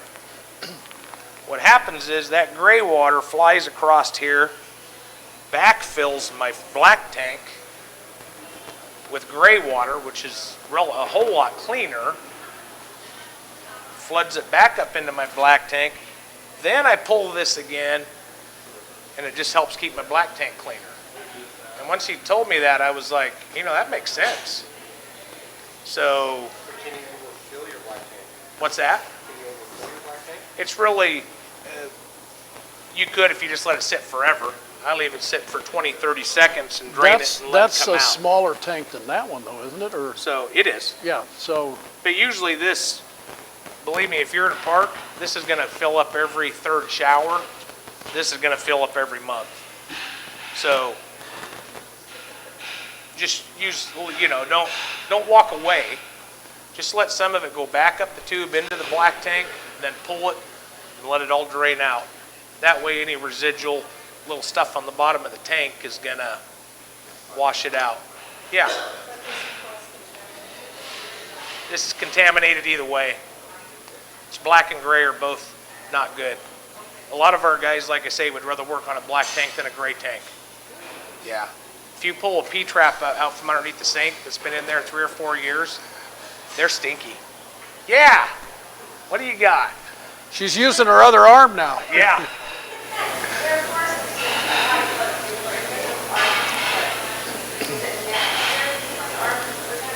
It's all you. I didn't hear it. Her question is RV toilet paper and household. Single ply and double ply and all that. Dan is a toilet paper specialist. So it's up to you. Okay, so when I was first in this industry, I went to work for a pretty neat old guy. And he was explaining to me, because I didn't know anything about RVs, and he was explaining to me RV toilet paper. And he said, you get yourself an empty, clean mayonnaise jar, get a couple layers of toilet paper from your house, put it in there, fill it with water, and let it sit for a couple hours. Put the lid on the jar, shake it up. If that toilet paper dissolves, use it. If it doesn't, buy our expensive $1.50 a roll toilet paper, because when you put it in there, let it sit for a couple hours and shake it up, poof, turns to milk. The whole point is it's paper. Paper is small fibers of wood, and how this wood is matted together is how dense the paper is. So toilet paper manufacturers spend all sorts of money, excuse me, coming up with ways of using, excuse me, less wood to make their toilet paper softer and aerating it, but they need to make it strong so it doesn't come apart. I use Scott's out of Costco and it works great. So just test it. You know. Now there's also, they sell some that you pull off the foot of it and it's about that big around. You know, that 4-ply Charmin extra grandma's quilty fluffy stuff? It might be a little overkill. Yeah. What about toilet paper made out of cotton? Would that work better than regular? Cotton, I wouldn't think so. I haven't heard of. Cotton has little. Oh, Cottonelle. Yeah. Cotton doesn't come apart very well. Yeah. Yeah, probably wouldn't use that. Okay, if you're dry camping and your gray tank fills up faster than your black tank, are you going to have to drive off to dump? If you want to dry camp for 2 weeks. It is not against the law to dump if you're in an undeveloped campground. Yeah, out in the middle of nowhere. There's no law that says you can't. It's not a hazardous material. Just walk out and dump it. Yellowstone Park. I've dumped in the campgrounds at Yellowstone Park, and you just kind of put your hose out there and open it up and let it go into the weeds. And now you might want to check on that because I've heard they've changed that law. I've heard. Well, I don't want to know. That's going to mess you up from dumping it out in the park. Okay, so Brandon, we haven't even used our trailer yet. Bought it during the ice storm. So when we get the panel on the wall, is it going to say gray tank full? There's a separate light for each one? Yes. I mean, obviously. Yep. Yeah. I've literally not used it. You're going to have fun. Okay, You're going to be here several of these. Yes. Our sense, this is 2 gray tanks. We only have a black and gray tank valve underneath. So they're actually 2 gray tanks. It could have been that frame could have been when it run down the line, depending on the model they built on it, depending on where the shower is, where the kitchen is, and all that, could have been set up for a different floor plan with 3 tanks. So that is probably just not used, that button. Yeah. I'm sorry? I never used that. Yeah. When I pushed it out. Yeah, that's why I say let's do some double checking on that. Because, yeah, I want to double check on that. And if you all come next seminar, we'll have the exact legal, because I don't want to say something. Believe me, I say enough wrong stuff. Just ask my wife. I don't want to mislead. Yeah, I don't want to mislead you on gray, because it seemed to me they changed some laws a couple years ago, and yeah, no, you can't just dump anymore. Right. So, yeah, and if you're dry camping, we all know you don't need to take a shower. Go 6-7 days without a shower. And then plan on sleeping on the couch. Until this year, so yeah, we take sponge bath. Yeah, I'm not going camping with you. Yes. I think as far as groundwater goes, just common sense tells I think it would depend on what type of soap you're using. Like if something you have like biodegradable stuff. Yeah, but that might make a difference as far as dumping, but I don't think a law would go. that's the problem. The law doesn't discriminate against what soap you use. It's going to say yes or no. And it seemed to me, I remember somebody telling me that it was a no-no now due to a lot of the chemicals. Soap used to just be soap. Used to make it from all sorts of natural stuff. Now it's who knows what. I know when I wash my hair with my bar soap, it seems to work, but yeah. I've seen folks and I've seen these kind of hose stands or support. Slunkies? Yeah, a little support goes downhill. Are you supposed to have If you're going to be parked in a camp for a 2 month or years. 2 or 3, yeah, it keeps it at more of an even plane, so your black tank doesn't slosh down, hit the ground, hit the bottom, and then try to run out. So it's not a requirement for camping.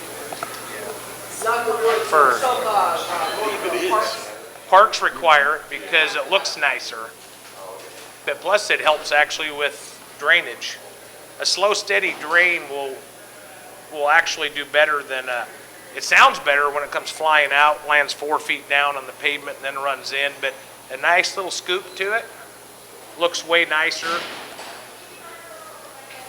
it true that in some parks, well, I don't know about all of them, we're just learning, but that the hose cannot touch the ground? Well, Arizona, our friends are in Arizona. depending on where your dump is and where their dump is, scientifically it may not be able to not. I mean, hopefully the person running the park's smart enough to realize that it's going to touch the ground the last couple inches anyways. But you can't run it for full length. That's what they got down there and then found out they had to buy one of those things. Oh, yeah. Well, everybody should, if you're going to be in a park, it's a staggered, it's called a slunky. I think there's other names for it. But, yeah, it's just nice to have. It makes it look a lot better. Some parks you go into, you know right off the bat, they're not going to require to have anything but cash. And so, and those parks are usually okay for a real quick overnight nap and then get out real quick in the morning. So, before we go any further, I know we still got more questions on batteries and poop, but let's take about 10 minutes so we can have some snacks and use the restroom, and you can come back and listen to Dan flap some more.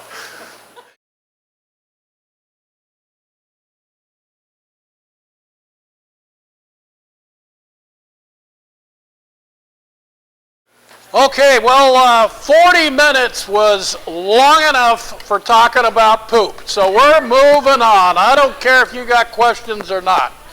Do you have questions? Not now. I'm pretty much done the rest of the day. Well, the next on the list is appliances. This one's pretty stinking boring. I'm going to let him start, and you'll hate me forever, but that's it. Appliances. Main thing you can say about appliances is, with your RV, maintenance, maintenance, maintenance. It's not like a set of golf clubs where you go out and use it twice a year, wipe off the heads, throw them in the garage. You got to maintain this stuff. If not, you're going to hate RVing, because you're going to be one of those people that every time I go camping, something's broke. Oh.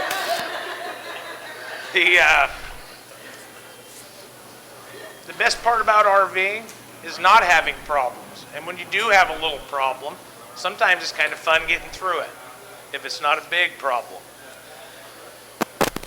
Refrigerators, water heaters, furnaces, stuff like that, you want to keep them clean.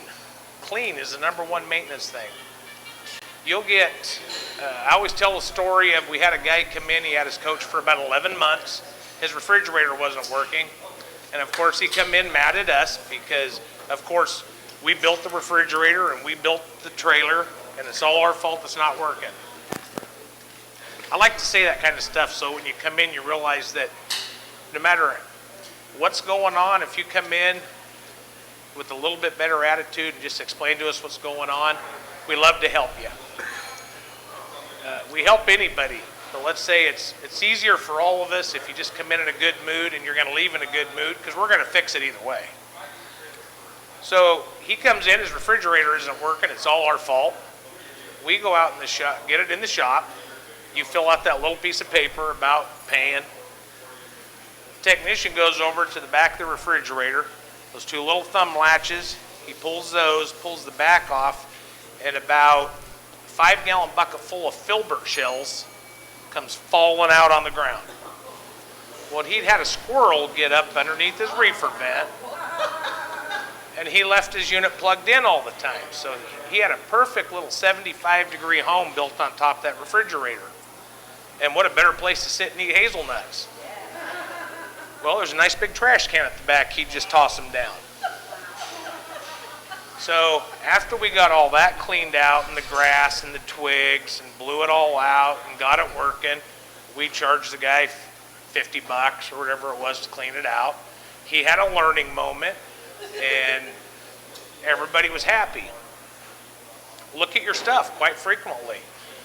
go out, take the back of your refrigerator compartment off. There's nothing in there you're gonna hurt if you don't start unplugging and playing. Look in there, see what's in there. Sometimes we see birds' nests, hornets, mud daubers, depending on where you are. They like to build all this stuff everywhere. Keep it clean. Clean seems to run forever. So we do offer, I believe other other dealerships have something of this sort, but we have what we call a spring or a winter tune-up, depending on if you're going to get your unit ready for the year or put it away for the winter. I think it's 2 hours. We go through and we check your battery. We check your charge rate. We do an LP test. We clean your furnace out. The only part of a furnace you can get to is your burn chamber. So we blow that out. We check your refrigerator. We clean it all out, clean the orifice. We get everything up and running. That's a perfect time for us to say, hey, everything's working, but we noticed your batteries are pretty much done. We can sell you some batteries. You get new batteries. You leave happy because everything's working. Your batteries are ready to go camping for the year. Refrigerators, if you're going to store them in the winter, put something in there to keep the doors open. Just like house refrigerators. Unplug it and close the door. See what it looks like 30 days later. A clean refrigerator, I don't know how clean it is, will mildew and mold. And once you get that smell in there, it's hard to get out. Water heaters, same thing. You're going to be able to visually inspect a water heater from the outside. You're going to have a burn tube you can look at. If you have a compressor, you can blow it out. Just check, because we get what we call LP spiders, propane spiders. It's a true thing. I don't know what the actual name of the spider is. We call them propane spiders. But we get customers that come in, the side of their RVs turning black from soot. And we explain to them, sir, have you checked to make sure you don't have spider webs in your burn chamber? The burn tube, it shoots you have an orifice, then you have a tube that comes around and shoots the flame out into the water heater. The first thing they say is, you're crazy. And he signs that piece of paper. We go out there, tear it apart, take a picture of the spider web in there, and then charge him $50 to take the spider web out. Right then, he's had a learning experience that cost him $50. I'm not saying that happens every time, but we get those a lot. So, you bring it in for a spring tune-up, we clean all that out. How much is the spring tune-up? It's $99.99. It's $100 for 2 hours. It's worth $250. $50 an hour. Mm-hmm. Yeah. Air filters on the AC and the Depending on he's asking about air filters on air conditioners. The furnace, no.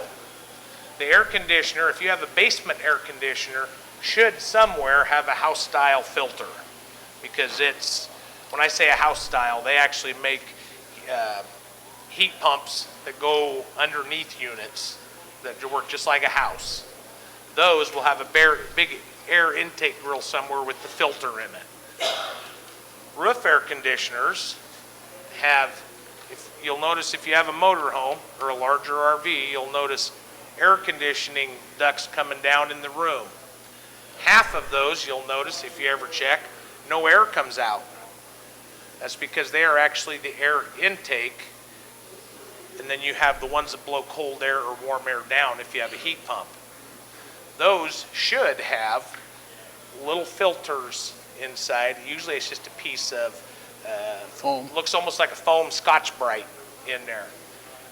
Once a year you need to take those down, rinse them under some hot water, 2 screws, put them right back up in. We do get a lot of people that, especially if they're down in New Mexico, Arizona, where there's a lot of dust, they'll come in and say their air conditioner or heat pump isn't working. And it's just because those are clogged. Can't get any return air, so it just says, I'm not going to work. Mud daubers in air conditioners. You can't really see that because there's a cap on the top of it. We get a lot of those. Yellow jackets love furnaces, because they can go in that little hole and build it in there. We always know when we found one of those in the shop because it smells like somebody's making popcorn. We will fire the furnace and instantly everything in there starts on fire and burns them out. Most of the time. Sometimes it'll actually clog up your furnace and we have to blow it out. But you can smell. In the shop, everybody will say, who's got popcorn going? And it's usually, you'll usually go over there and see about 6 or 8 little yellow jackets down on the floor with no wings, and it stinks. So, I'm not saying to have us do it, but maintenance is good for every part of your RV. From having your bearings packed to, it's an excellent opportunity when you bring it in to have your bearings packed. We also do a very inexpensive bearing pack. So I'm kind of getting off track with bearing packs. It's all right. Okay, your turn. I just want to step in for just a moment. On my side of the street, where I'm the guy collecting the money and all of that, most people, when they buy a coach from a dealership, buy an extended service contract. It's not a warranty, it's a service contract that they pay for repair of failed components. They don't pay for adjustments and things like that. Part of the verbiage is that the coach must be maintained. So according to the manufacturer of the appliance, their maintenance schedule. So if you had a refrigerator that went bad 2 years into ownership and it needs a cooling unit, and you bring it to us, we diagnose it, we call them up and we tell them what the problem is and what the price is. They say, is there maintenance history on it? I have to tell the truth. So then I say, well, no. And they say, okay, have a nice day. And you own it. So the one that we deal with doesn't do that. They're very good about it. They're not trying to weasel out of it. But my point is these maintenances and what we offer and other people offer, it's something you really need to consider, because that maintenance is going to guarantee the longevity of the appliance, and they recognize that, so that's why they put that in their in their literature, in their legalese. Yes? So if you have a logbook and you do your own maintenance, that's qualified for that service? Usually it does, believe it or not. If you keep an actual real-looking logbook with dates and what you did, yeah, most of those places will accept that. On RVs anyways. The ones that we deal with, except for Good Sam Camping World, they all, except for that one, they all are pretty good about it. We are their emissary. We look at it and we can see if the coach has been maintained, and we can give them our opinion. We are their eyes, and they usually go with us. And those appliances aren't cheap. I've never quoted a new refrigerator or cooling unit to somebody and had them say, holy smokes, that's cheap. Few people start crying, but yeah. So if you do your own winterizing, you don't come down here and have it winterized, you would suggest the spring service to keep a maintenance record for the warranty. Yes. The winterizing, I mean, I don't have to keep a record of that, do I? That I did this, because I'm trying to do that myself. Well, winterizing, that's a different one. Let me go into this, or do you? all I'm going to say is that it's a no-brainer. If you have a faucet that's split in half, or your water pump has a big crack in the manifold, we have to tell them, and regardless of. Well, they're good. They ask. I've done this for 40 years almost, and they say, "Well, is it a freeze issue?" Yeah, got to say it. If they find out we're lying, they pull the rug right out from under us. Then they start checking us every time, and that's where we don't want to be. We want to be that company that they trust. So I bought the motor coach, and I have the warranties. And you're suggesting that actually I would come see twice a year for the maintenance records in case something goes down. No, if you want to. I'm saying you need, number one, my opinion on this, number one, RVs move.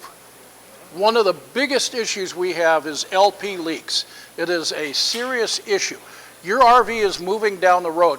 We need to have that propane system tested for integrity once a year. This freeze issue is a totally separate issue. Once a year is all that is required from the propane industry, once a year from the extended service contracts. That's all they require. Any more than that would be overkill. But if you do your own winterize, you better come to the seminar, you better take good notes, you better call me if you have questions, because if you come back in the spring and your water pump doesn't work, my guy's got to tell you tell the service people that it is a freeze and you own it. I mean, that's, you know. And if you have questions, call us. Yeah. I actually for all of service, if you call and say, hey, I have this coach, I bought it there, or I have this coach, I didn't buy it there, and I got a question, you know who gets that phone call? You know who gets that note? The service manager. I take them. And if he's busy on Mondays and Fridays, I get him. Yep. Depending on if it's on a certain, there's a lot of questions. Hey, they'll ask, I got questions about solar panels. I know how to install them. I know how to fix them. I know how to maintain them. Am I the right guy to sell you a set? Probably not. So I'll call Dan and say, hey, we have this customer. Will you help them? So I will pass them off. But you go right to me on 99% of the questions. And I called the manufacturer. Then I called the manufacturer, and they sent me diagrams of the code. And then I called you again, and so I figured I think I have a sense of the winterizing, but I didn't know about the spring service. If I'd be better off had you guys go through it once a year. for $100, it's well worth it. $100, it's well worth it. Just schedule your appointment. You know, we always get this too. Everybody says, oh no, I'm going to winterize my own unit. And then the day before we get a freeze, I got 75 people calling me. I'll be there in 20 minutes. Because I have a whole bunch of those already going on, and then you're mad at me because you bought it here and I can't get it in. But you're the 40th person that's called already. So if you're going to winterize it, learn how to do it, do it. If you're not, don't wait till the last minute because it's too late. Would I be better off to unwinterize it and then come down for the spring? We don't want to see it for the spring maintenance if it's still winterized. If you want to bring it down and it's winterized, we'll de-winterize it for you just to do our tests. So you kind of get a little extra on that. Yeah. We'll go ahead and put the plugs in, fill it, pressurize it, check for leaks. Yeah. So are you doing seminar on winterizing? We do winterizing in October or? Yeah. I think it's October. We do a full We winterizing. have the, over there on the little bench, we have the schedule for the year. Yeah. We do this 101 every other month, and then in between we slip in some other specialty seminars. I don't know why, but for years he and I have been doing this, and we get conned into this on our day off. Now, it's not my day off anymore, but still his, but we're the only two that do this. So you're stuck with us. One last thing before we go back to maintenance on the appliances.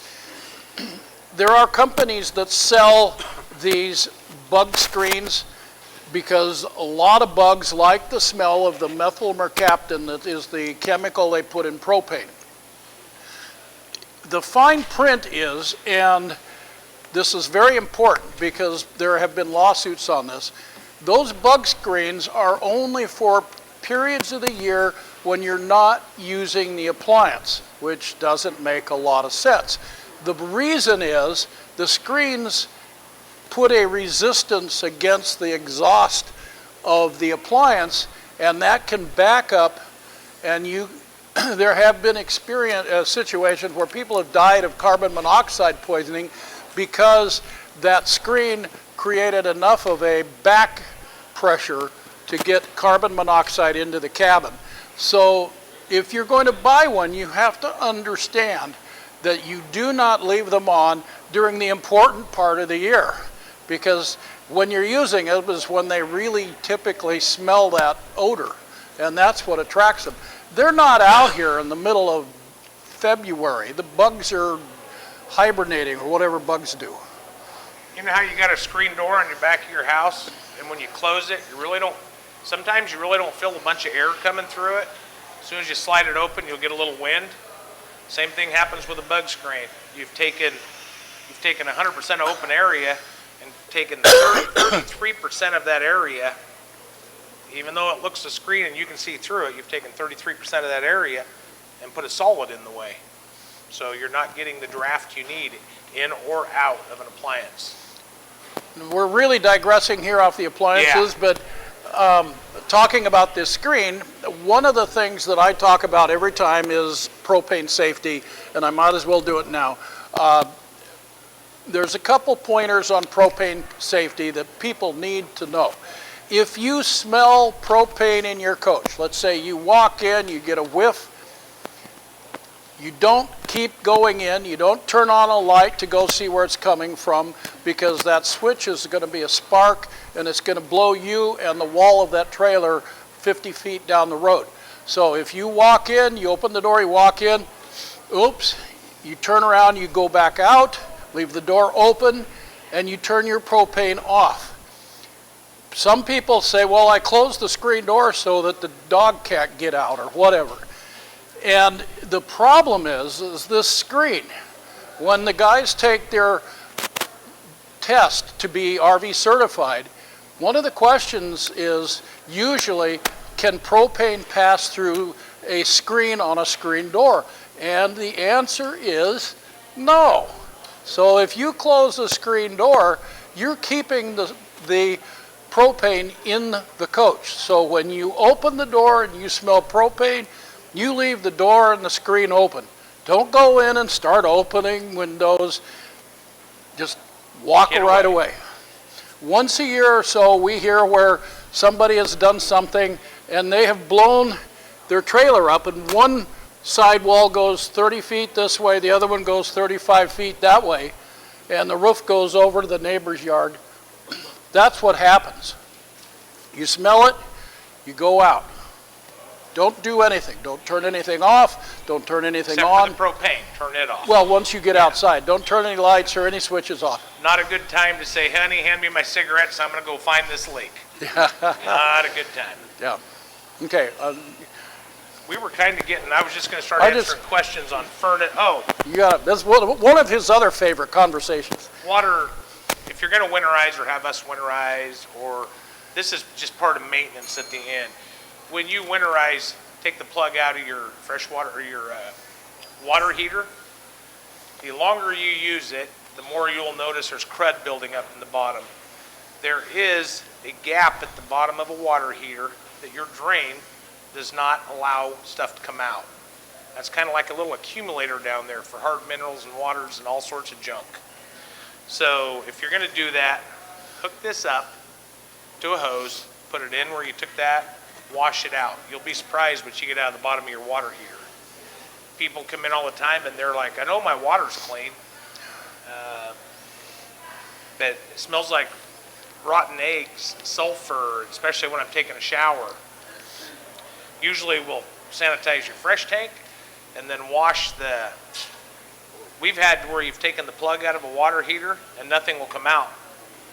That sludge has built up so high that it's plugged off the hole. And we have to take a screwdriver and a hammer and start chipping it out until it'll glurg out and it comes out like a vanilla milkshake.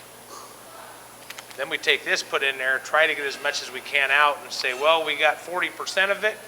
You want to live with it or buy a new water heater? So maintenance right here. They're cheap. Don't wear your best slacks, because when you're in there washing this, you're going to wear a little bit of it.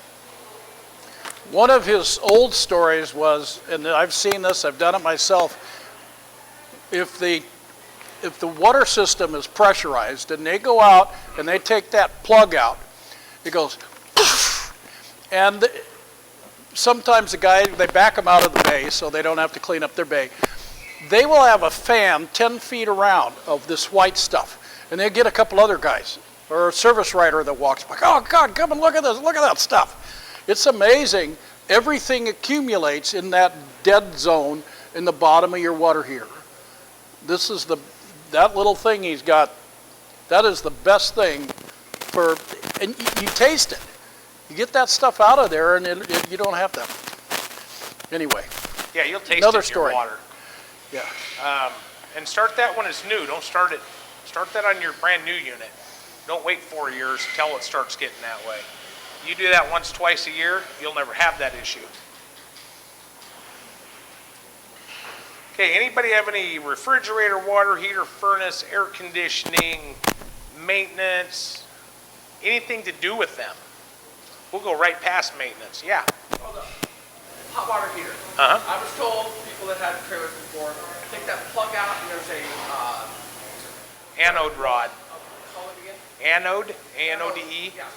You haven't said anything about that? We usually go over that in our winterizing class, but an anode rod, just a magnesium rod that is on the end of your plug. So when you plug it in, basically these tanks are either glass lined or aluminum. And just like having an aluminum jet boat or anything, you take it to the coast. Most jet sleds or aluminum boats have a magnesium Hole saver. hole saver. They're blocks that are mounted somewhere on that boat so that the electrolysis that's going to occur goes to that rather than the aluminum. So an anode rod goes in your tank, your aluminum tank. It keeps all those all the electrolysis and stuff from eating up your aluminum tank. It will increase the sludge buildup because it's pulling those minerals out of that water and sticking it to that. And then as that anode rod starts to die off and actually disappear, it drops to the bottom of the tank. But it's doing a wonderful thing. It's keeping your tank new inside. You shouldn't have to chip it out with a screwdriver. Yeah, it's an anode rod. And the best time to do it is when you're winterizing because you've had to pull the plug anyways. But they're only on Atwood water, on Suburban water heaters. They're not on the Atwoods. Because they're glass lined. So you don't need it. Yes. Yeah. No. My Navion didn't have one. No, you don't. because you had the Suburban. Porcelain. I say glass. It's a porcelain lined tank. Suburban doesn't need one because it's glass. No, that's the Atwoods, I'm sorry. If you look at the side of your coach and your water heater is 16 by 12, that is an Atwood and it does not have the anode rod in it because it's an aluminum tank. It's going to deal with that issue itself. And when I started in this industry in North Idaho, farmers are really cheap. And they would bring me a water heater that they had welded a new bottom plate on 2 or 3 times and want it heliarched one more time because it just would keep 15 years old, it'd keep eating through the bottom of the tank. They wouldn't maintain it, they'd just have me weld on a new. But anyway. And I said magnesium, it's zinc. Like the Zinc. kitchen, like the kitchen zinc. Yeah. Yeah. Hello. Maintenance for AC. Just keep the intakes. Run it once in a while. Yeah, run it. Even in the winter, get it turning. That's when, just like anything else. Just because my 4-wheel drive, I only use during elk hunting every year, or if we get a little snow. But even in the summer, once a month, I'll kick it into 4-wheel drive and drive a couple miles just to keep everything moving and lubed up, working. Right when you need it's not the time to realize that it's not working. Yeah. I guess I really don't understand at all how the heat works because I had, the heat was on and then it got really cold outside and then I went out there and there was no heat and I don't know what I'm supposed to do. Is it propane? It's propane and 12 volt. As long as you're plugged in and you have propane, it should run. But when you're cold, you're going to burn through 2 tanks a week. Well, what I did was I just turned on the fireplace and I was using that to heat it. That's not, right now it's okay to do that. But when you get in freezing conditions, you want to run the furnace. Because that furnace ducting runs throughout the unit and that helps warm up the floor, the walls. It warms everything up so that your tanks don't freeze, your plumbing doesn't freeze. Does that mean that my propane, I mean, I don't understand them on or off. I was sick that day, so I didn't absorb very much information. So, how do I know if it's empty? Well, do you have a smartphone? Best thing to do at this point, so you don't have to go out there and lift them to fill, they actually now, believe it or not, have an app on your phone. They have chips that will go on the bottom of your propane tanks, and you can sit in the warmth of your RV and check how full your tank is at any time. Oh, like the way they are, they're next to each other, and there's this valve thing's in the middle and it's red. Does that mean? That means you don't have propane going to it if it's red. Red if it's empty? Right. Yep. Need to turn both tanks on. Turn that little valve to hopefully it goes to green. Yeah, you need to call. You got lots of heat problems. And then it's not. So can that be the thermostat too? No, it's probably you burn out your tank. So what did like go on at all? It was working just fine, you know. We would have to look at it. Okay. Is there more than Get with me afterwards. Yeah. Let's go through this because you have some fairly detailed questions, and I'll go through it with you when we're all done. And if not, we'll go over it through you on the phone. We can get you right at your thermostat. Sometimes it's easier to have you standing right there to answer the questions. So if I call the warranty place or whatever that is, any extra stuff that I bought, will they tell me that or do I just call here? Call here. That extended warranty company doesn't want to hear from anybody until something breaks. Well, that's what, because I thought it was for her. No, it doesn't sound like it's broken. It just sounds like we need to get you back on track with running it. Yeah. Yes. Guaranty RV, they heat pump, it's in a heat pump, you won't be using the propane, right? Well, a heat pump's only good to about 45 degrees. So anything below 45 degrees are just like on a house. Houses that have heat pumps also have secondary furnaces so that when it gets too cold, a heat pump can't pull warmth out of the air anymore. So it will automatically tell your furnace to come on and run instead. But if it's not that cold, you're better off. It all depends. If you're not paying for electric, but heat pumps are noisy. Furnace kicks on every now and again. It's a lot quieter. So I don't have it plugged into electric, the generator on. Huge waste of money. Yeah. You wouldn't Yeah. want to run your generator just to run a heat pump.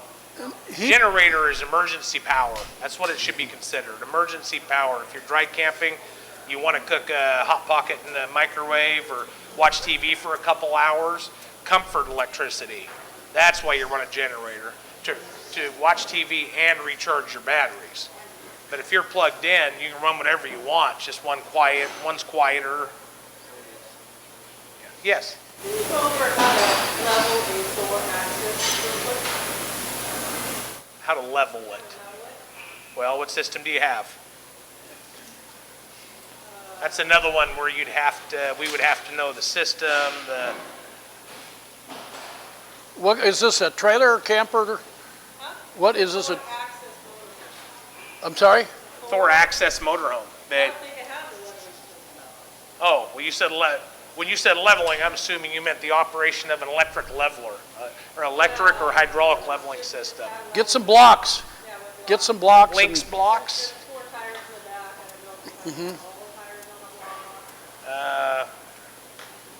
You don't have to. If you're going to be parked for a great length of time, you're going to want to support both tires.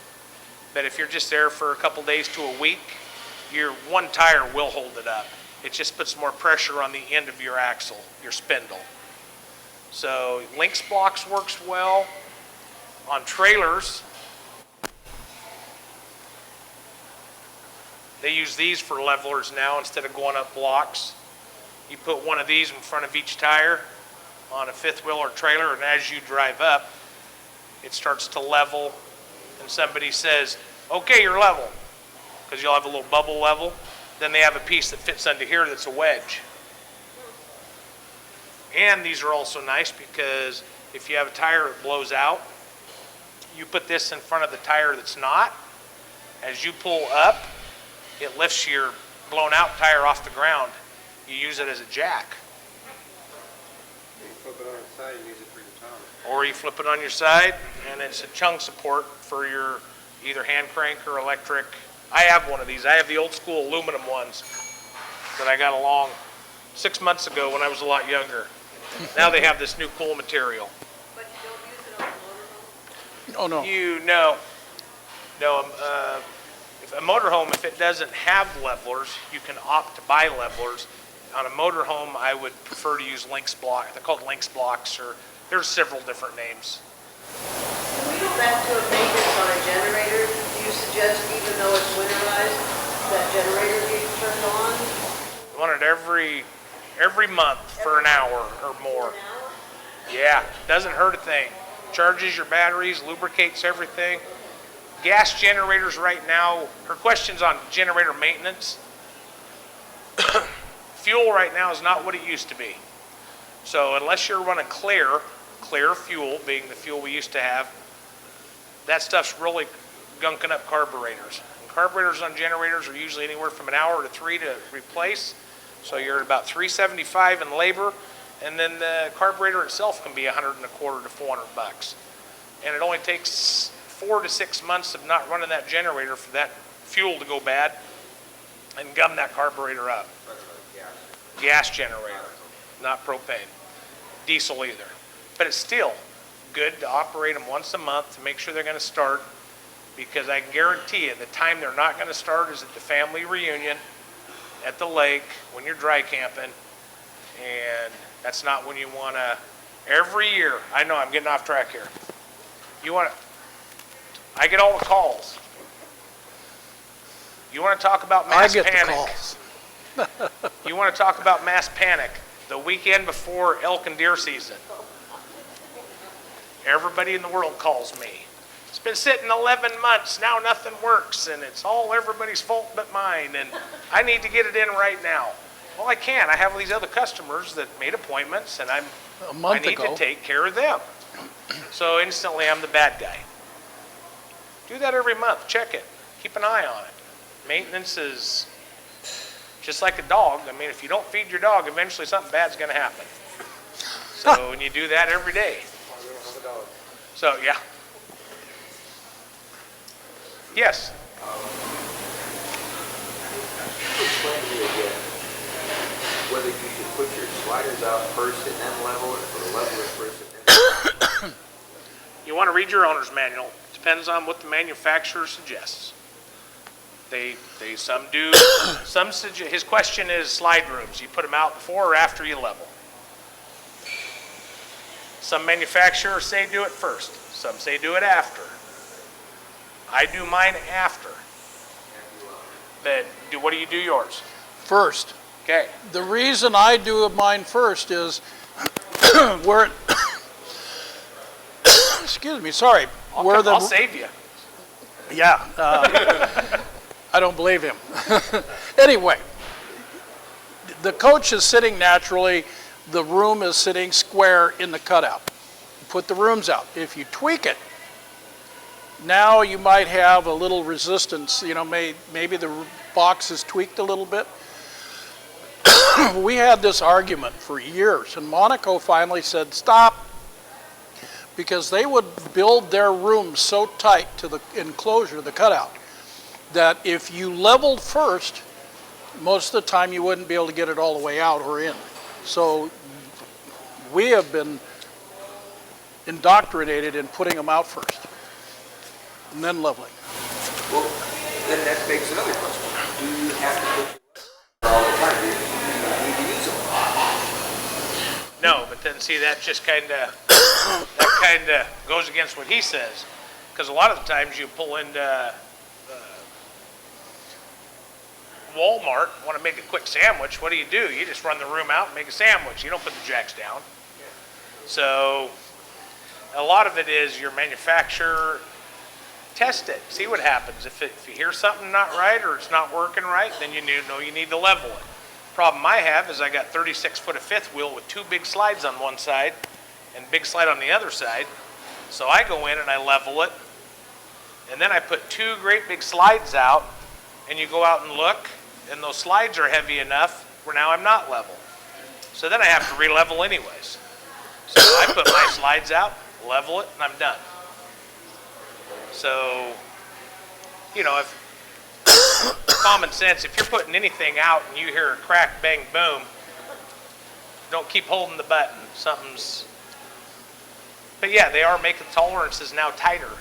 Used to be the hole was that much wider on each side, and they just put a big rubber seal across. So that room could go all over the place. Nowadays, they're trying to dial that in to where it's a lot less air getting through when the rooms are out or in rain. So your owner's manual will usually tell you. And some of them I know do say put the rooms out before you level. Because when they're built on a chassis that's sitting there unlevel. I mean, it's level, but it's not, there's no jacks on the ground yet. So, any more questions? Refrigerators, furnaces, water heaters? I have one last topic before I'm done, and then I'm going to let him have the last few minutes. Every time we have this, I need to talk about a little bit of safety. We've already talked about the propane test every year. The other big issue is tires, especially if you have a used coach, you just bought it. This slick used car salesman was telling you to admire these really nice looking tires on this 9-year-old coach. Yeah, they look nice, but they're 9 years old or 10 years old. The industry, the tire industry, says a tire is obsolete, no good, unusable at 8 to 9 years. Some of them say 8, some say 9. The reason is, on RVs, it's such a big deal because they sit for a long period of time. So they sit, and this cord, they get a flat spot where they sit. And then you go down the road, and for the first couple miles, you get a thump, thump, thump, thump. Well, after a few years, you get sidewall breakdown. You don't see it on the outside. You only see it on the inside after it's blown out. And it took off the side of your motorhome or put you in the ditch. So it's an expense, but it's, you know, you guys are good people. You're worth the money. Tires are an important thing. On the side of your tire, and are you, okay, a tire dealer can help you, I can help you, he can help you. There is, on the side of your tire, a 6-sided box with 4 numbers in it. The first 2 are the year, and the second 2 are the week. If you're looking at a used coach, or if you have a used coach, crawl down in there or have me do it or one of the guys do it and look at it. If you have an 08 and the chassis was guaranteed built in 07 and the tire was built in 06, that tire is 11 years old now. They are a time bomb. We have this story, he used to tell us all the time. He had this guy call up, he hadn't used it in a couple years, got his fifth wheel, hooked it up, went down the road. 50 miles out, he blew a tire. 100 miles out, he blew a tire. 150 miles, he blew a tire. Finally, he destroyed the coach. And what happens is these tires, these coaches sit here, and they don't move. They get a flat spot, and it goes down the road. It gets hot, but it is beyond repair, so it doesn't work it out. And the tires blow. And pretty soon you blew the side of your coach out. If you're going to have an RV and you're not going to use it, I've had people, and he and I used to have this conversation, do you jack it up, do you take the tires off, whatever. If you have an RV and you haven't used it in 2 or 3 years and it's never moved, if you're going out to Yellowstone or something, buy new tires.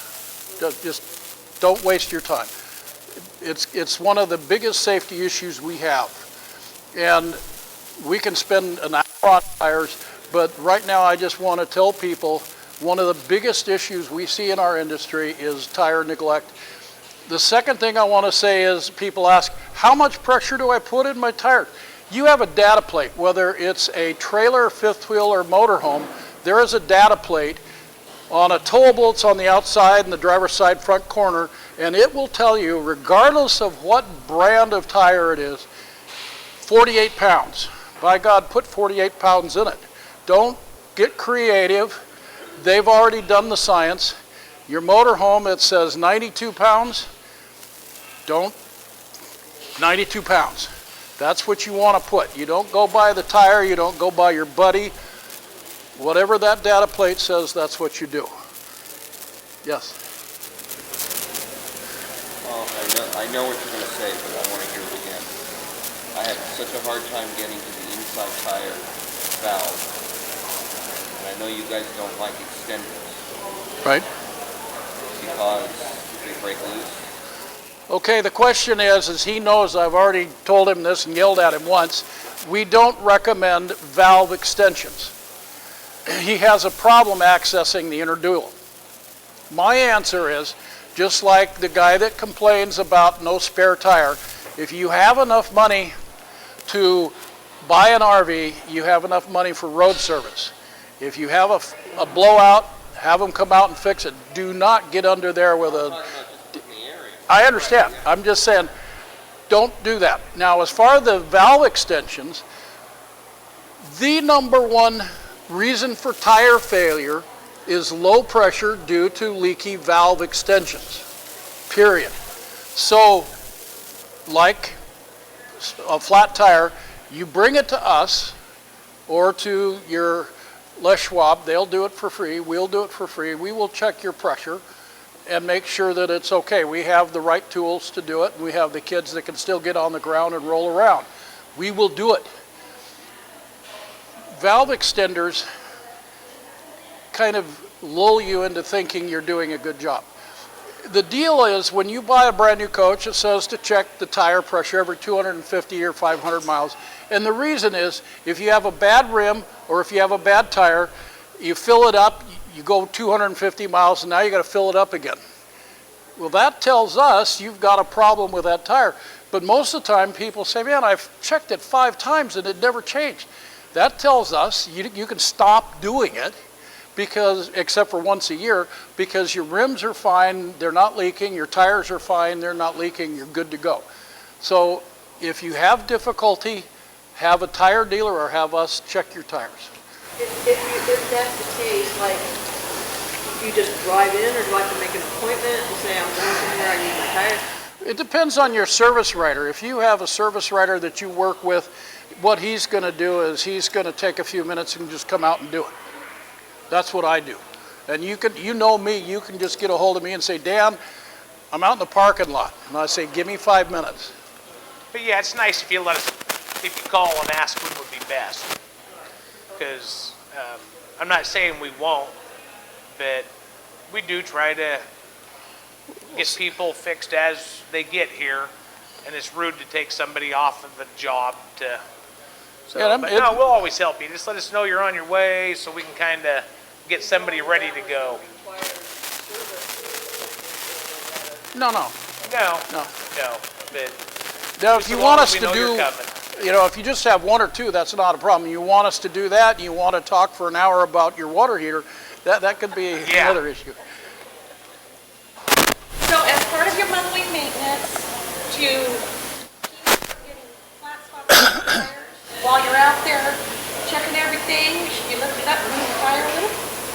You're better, unless you're camped in a camp spot, you're best just to hook it up and drive it down to Walmart, turn around, drive it back home, park it in the same spot you just pulled it from. If you're going to park it on gravel, you're best to get you some 1/2-inch pieces of plywood, and so you're parking on that rather than that 3/4-inch sharp. It's just like standing on sharp gravel in one spot all day. It's easier to stand on plywood. Is yours a motorhome? No, it's a trailer. Okay. Yeah, if it's in a spot where you can hook to it, it don't hurt, even if you're not going to go camping. Just latch onto it and take it over to the kid's house, or depending, just take it for a 10-minute run somewhere, bring it back it back in, keep everything working, operating. Because I'll tell you, blowouts are not pretty. Because 99% of the time that tire just doesn't blow out and have a little spot, it starts to peel. So a tire, the circumference of a tire that big, it's about 4 foot of rubber, with steel belting in it that starts this bang, bang, bang up to the wheel well. It eats its way through the wheel well very fast. And whatever above that wheel well usually comes out next. The kitchen counters, the refrigerator, Toilet. black tanks, whatever that thing's hitting, it's just like a big, I mean, it's like a tow chain up there just ripping stuff apart by the time you get shut down. And you'd be surprised on a 5 or 6 year old trailer how fast that can total a trailer. One tire.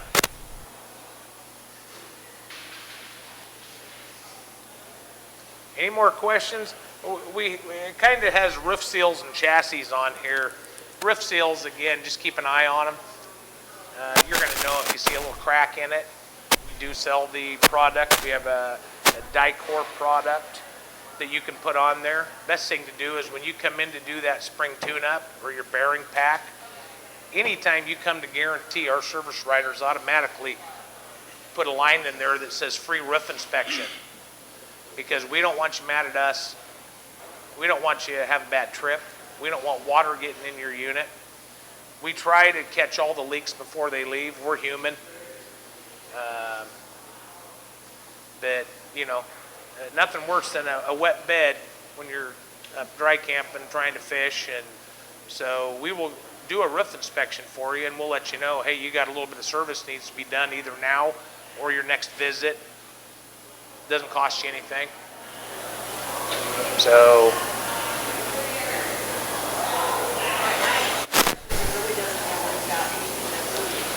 that's fine.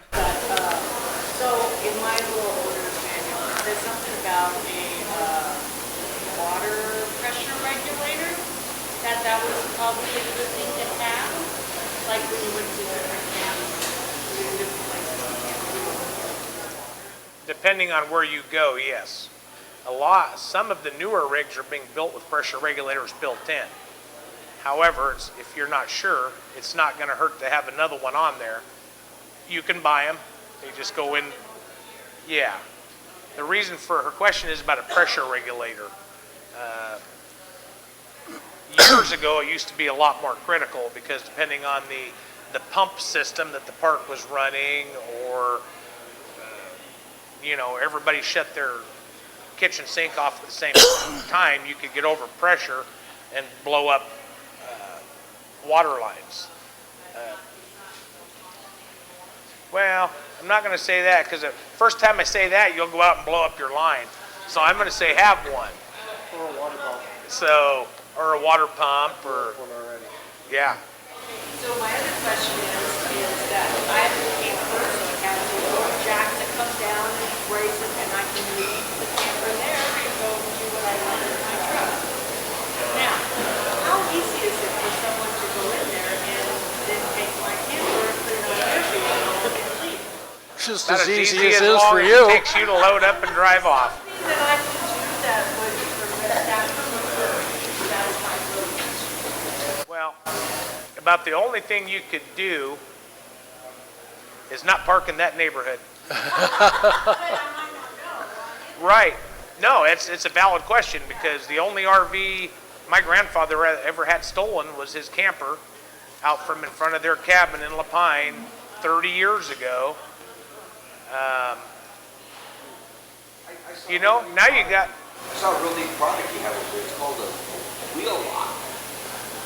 Except that's on a camper, that won't...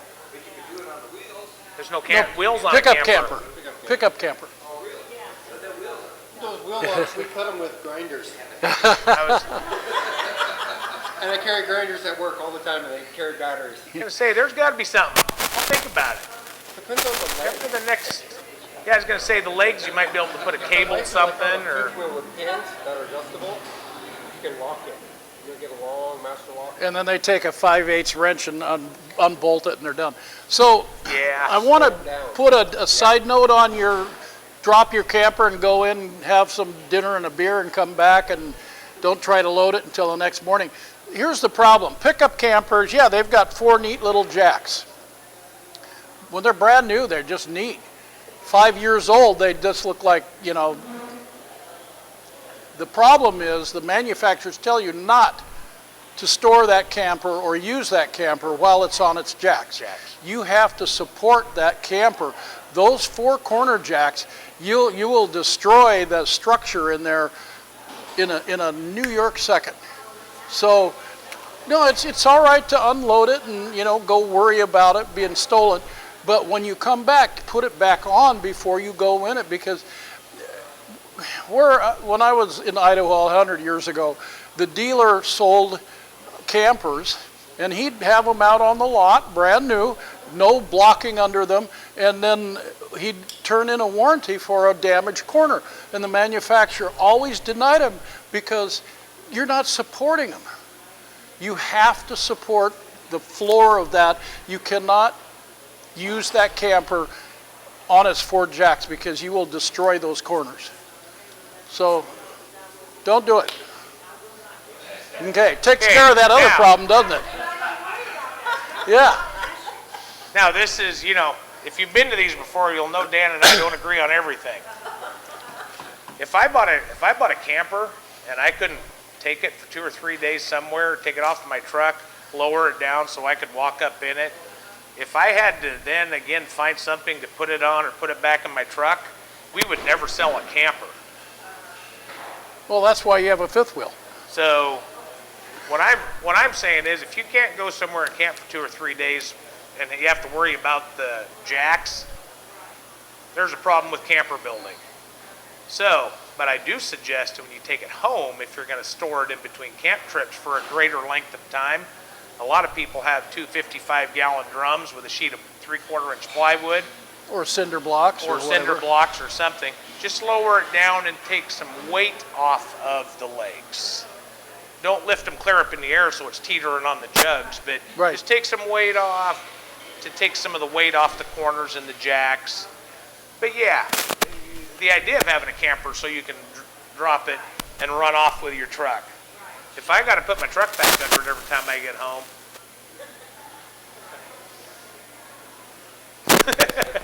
I'm not saying anything.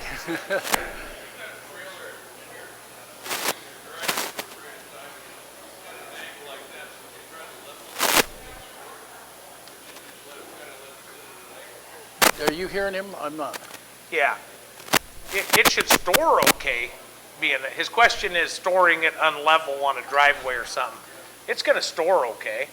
I think it just aesthetically it looks better straight. Your battery liquid would be better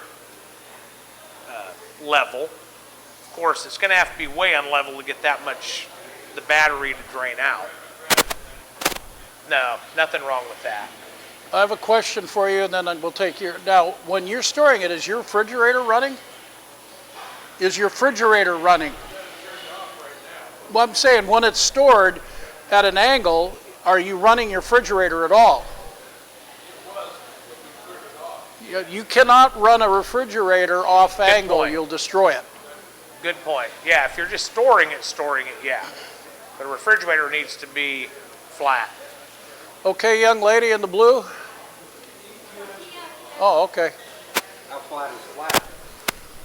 Will, are you a drunken sailor?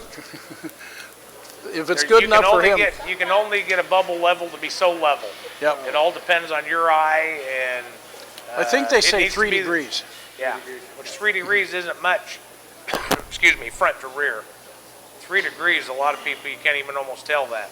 Side to side is where you'll notice 3 degrees. Level. Then 3 degrees. Okay, let's go back to the manufacturer. So, how do you know your pickup truck is strong enough, big enough to pull the trailer you're pulling? 18-foot trailer is way different than a 32-foot trailer. Right. So, how do you read the numbers on your bumper to tell you what you... The bumper isn't going to tell you. To answer the question correctly is Google your truck, what is the manufactured tow capacity of that vehicle, and then go see what the gross weight of your trailer is, and then you get a receiver, class 3 receiver. You don't tow off the bumper, you tow off a receiver and then use a weight distributing hitch. And you should be able to, and those maximum towing ratings are with a class 3-4 hitch. They are assuming you're using a weight distributing hitch. Yeah, we have the Yeah. factory Yeah. receiver in there, not Google the manufacturer, you know, like Ford, Chevy, Dodge, whatever. And they'll, you know, there's different tow capacities for different engines, transmissions, you know, body styles. Say you can pull 3,000 pounds. Okay, that's a puny truck. Pardon? That's a pretty puny truck. A little one. But if your trailer is 3,000 and your truck says it can do 3,000, is that really a little underpowered? Well, there again, there's 3,000 and then there's 3,000 loaded weight.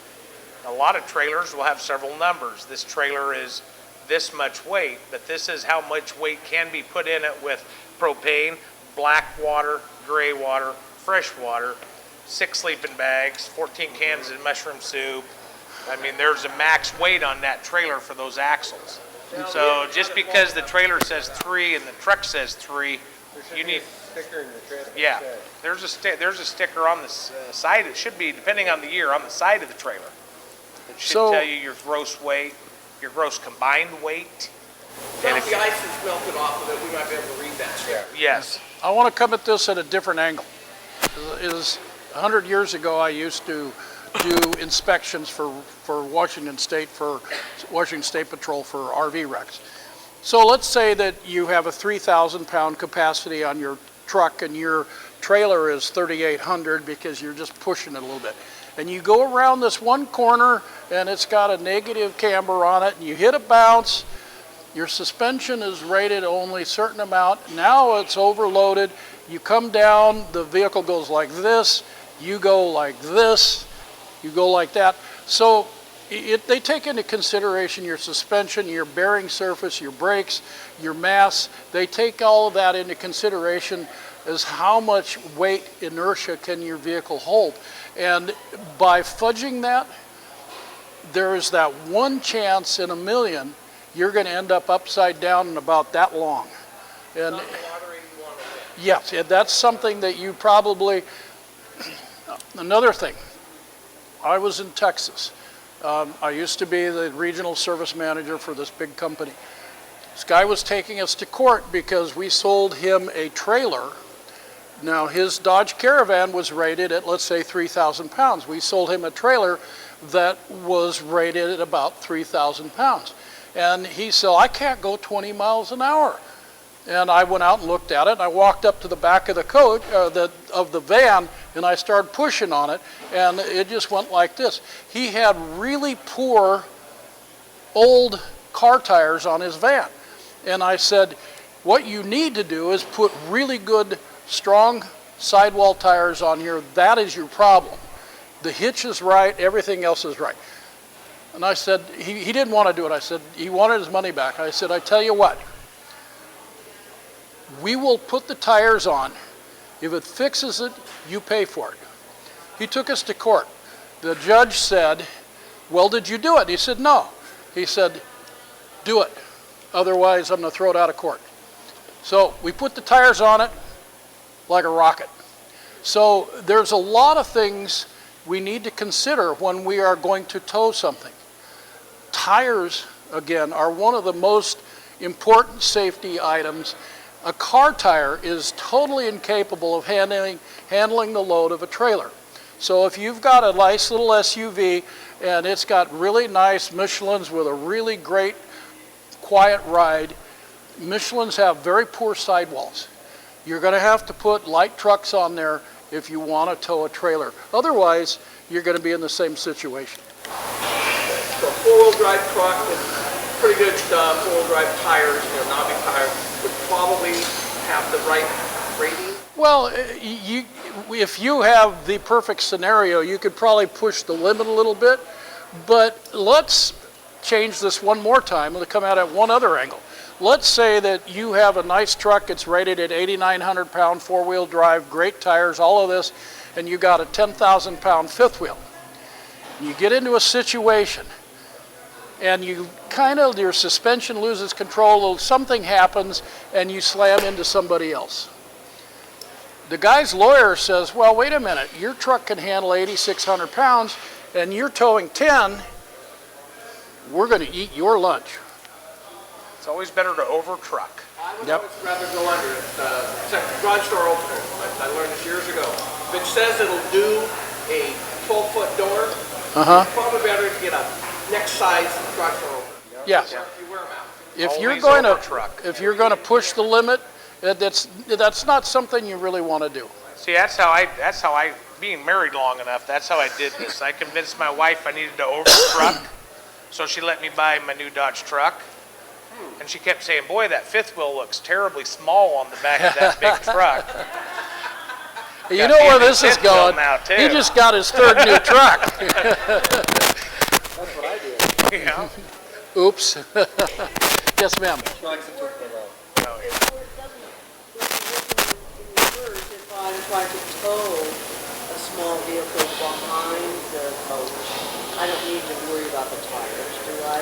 Of the small vehicle? Of the Toad? No. No. No. But then you and I would probably eventually want to talk about suspension aids, because what you're doing is hanging 4,000 pounds on the back end, and the front of your coach is just go, whoa. Yeah, we can fix that. Okay, any last questions before we shut this down? You guys are just working us to the last minute here. On the pressure regulator on the hose, Right?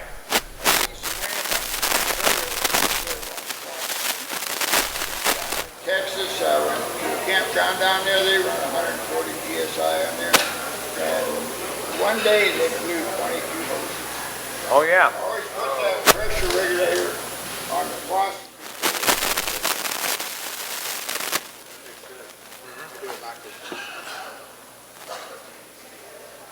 Okay, any more questions, or are we going to kick everybody loose? You guys have been great. Thank you Been very fun. much. We'll be back in a month. Try the meatloaf.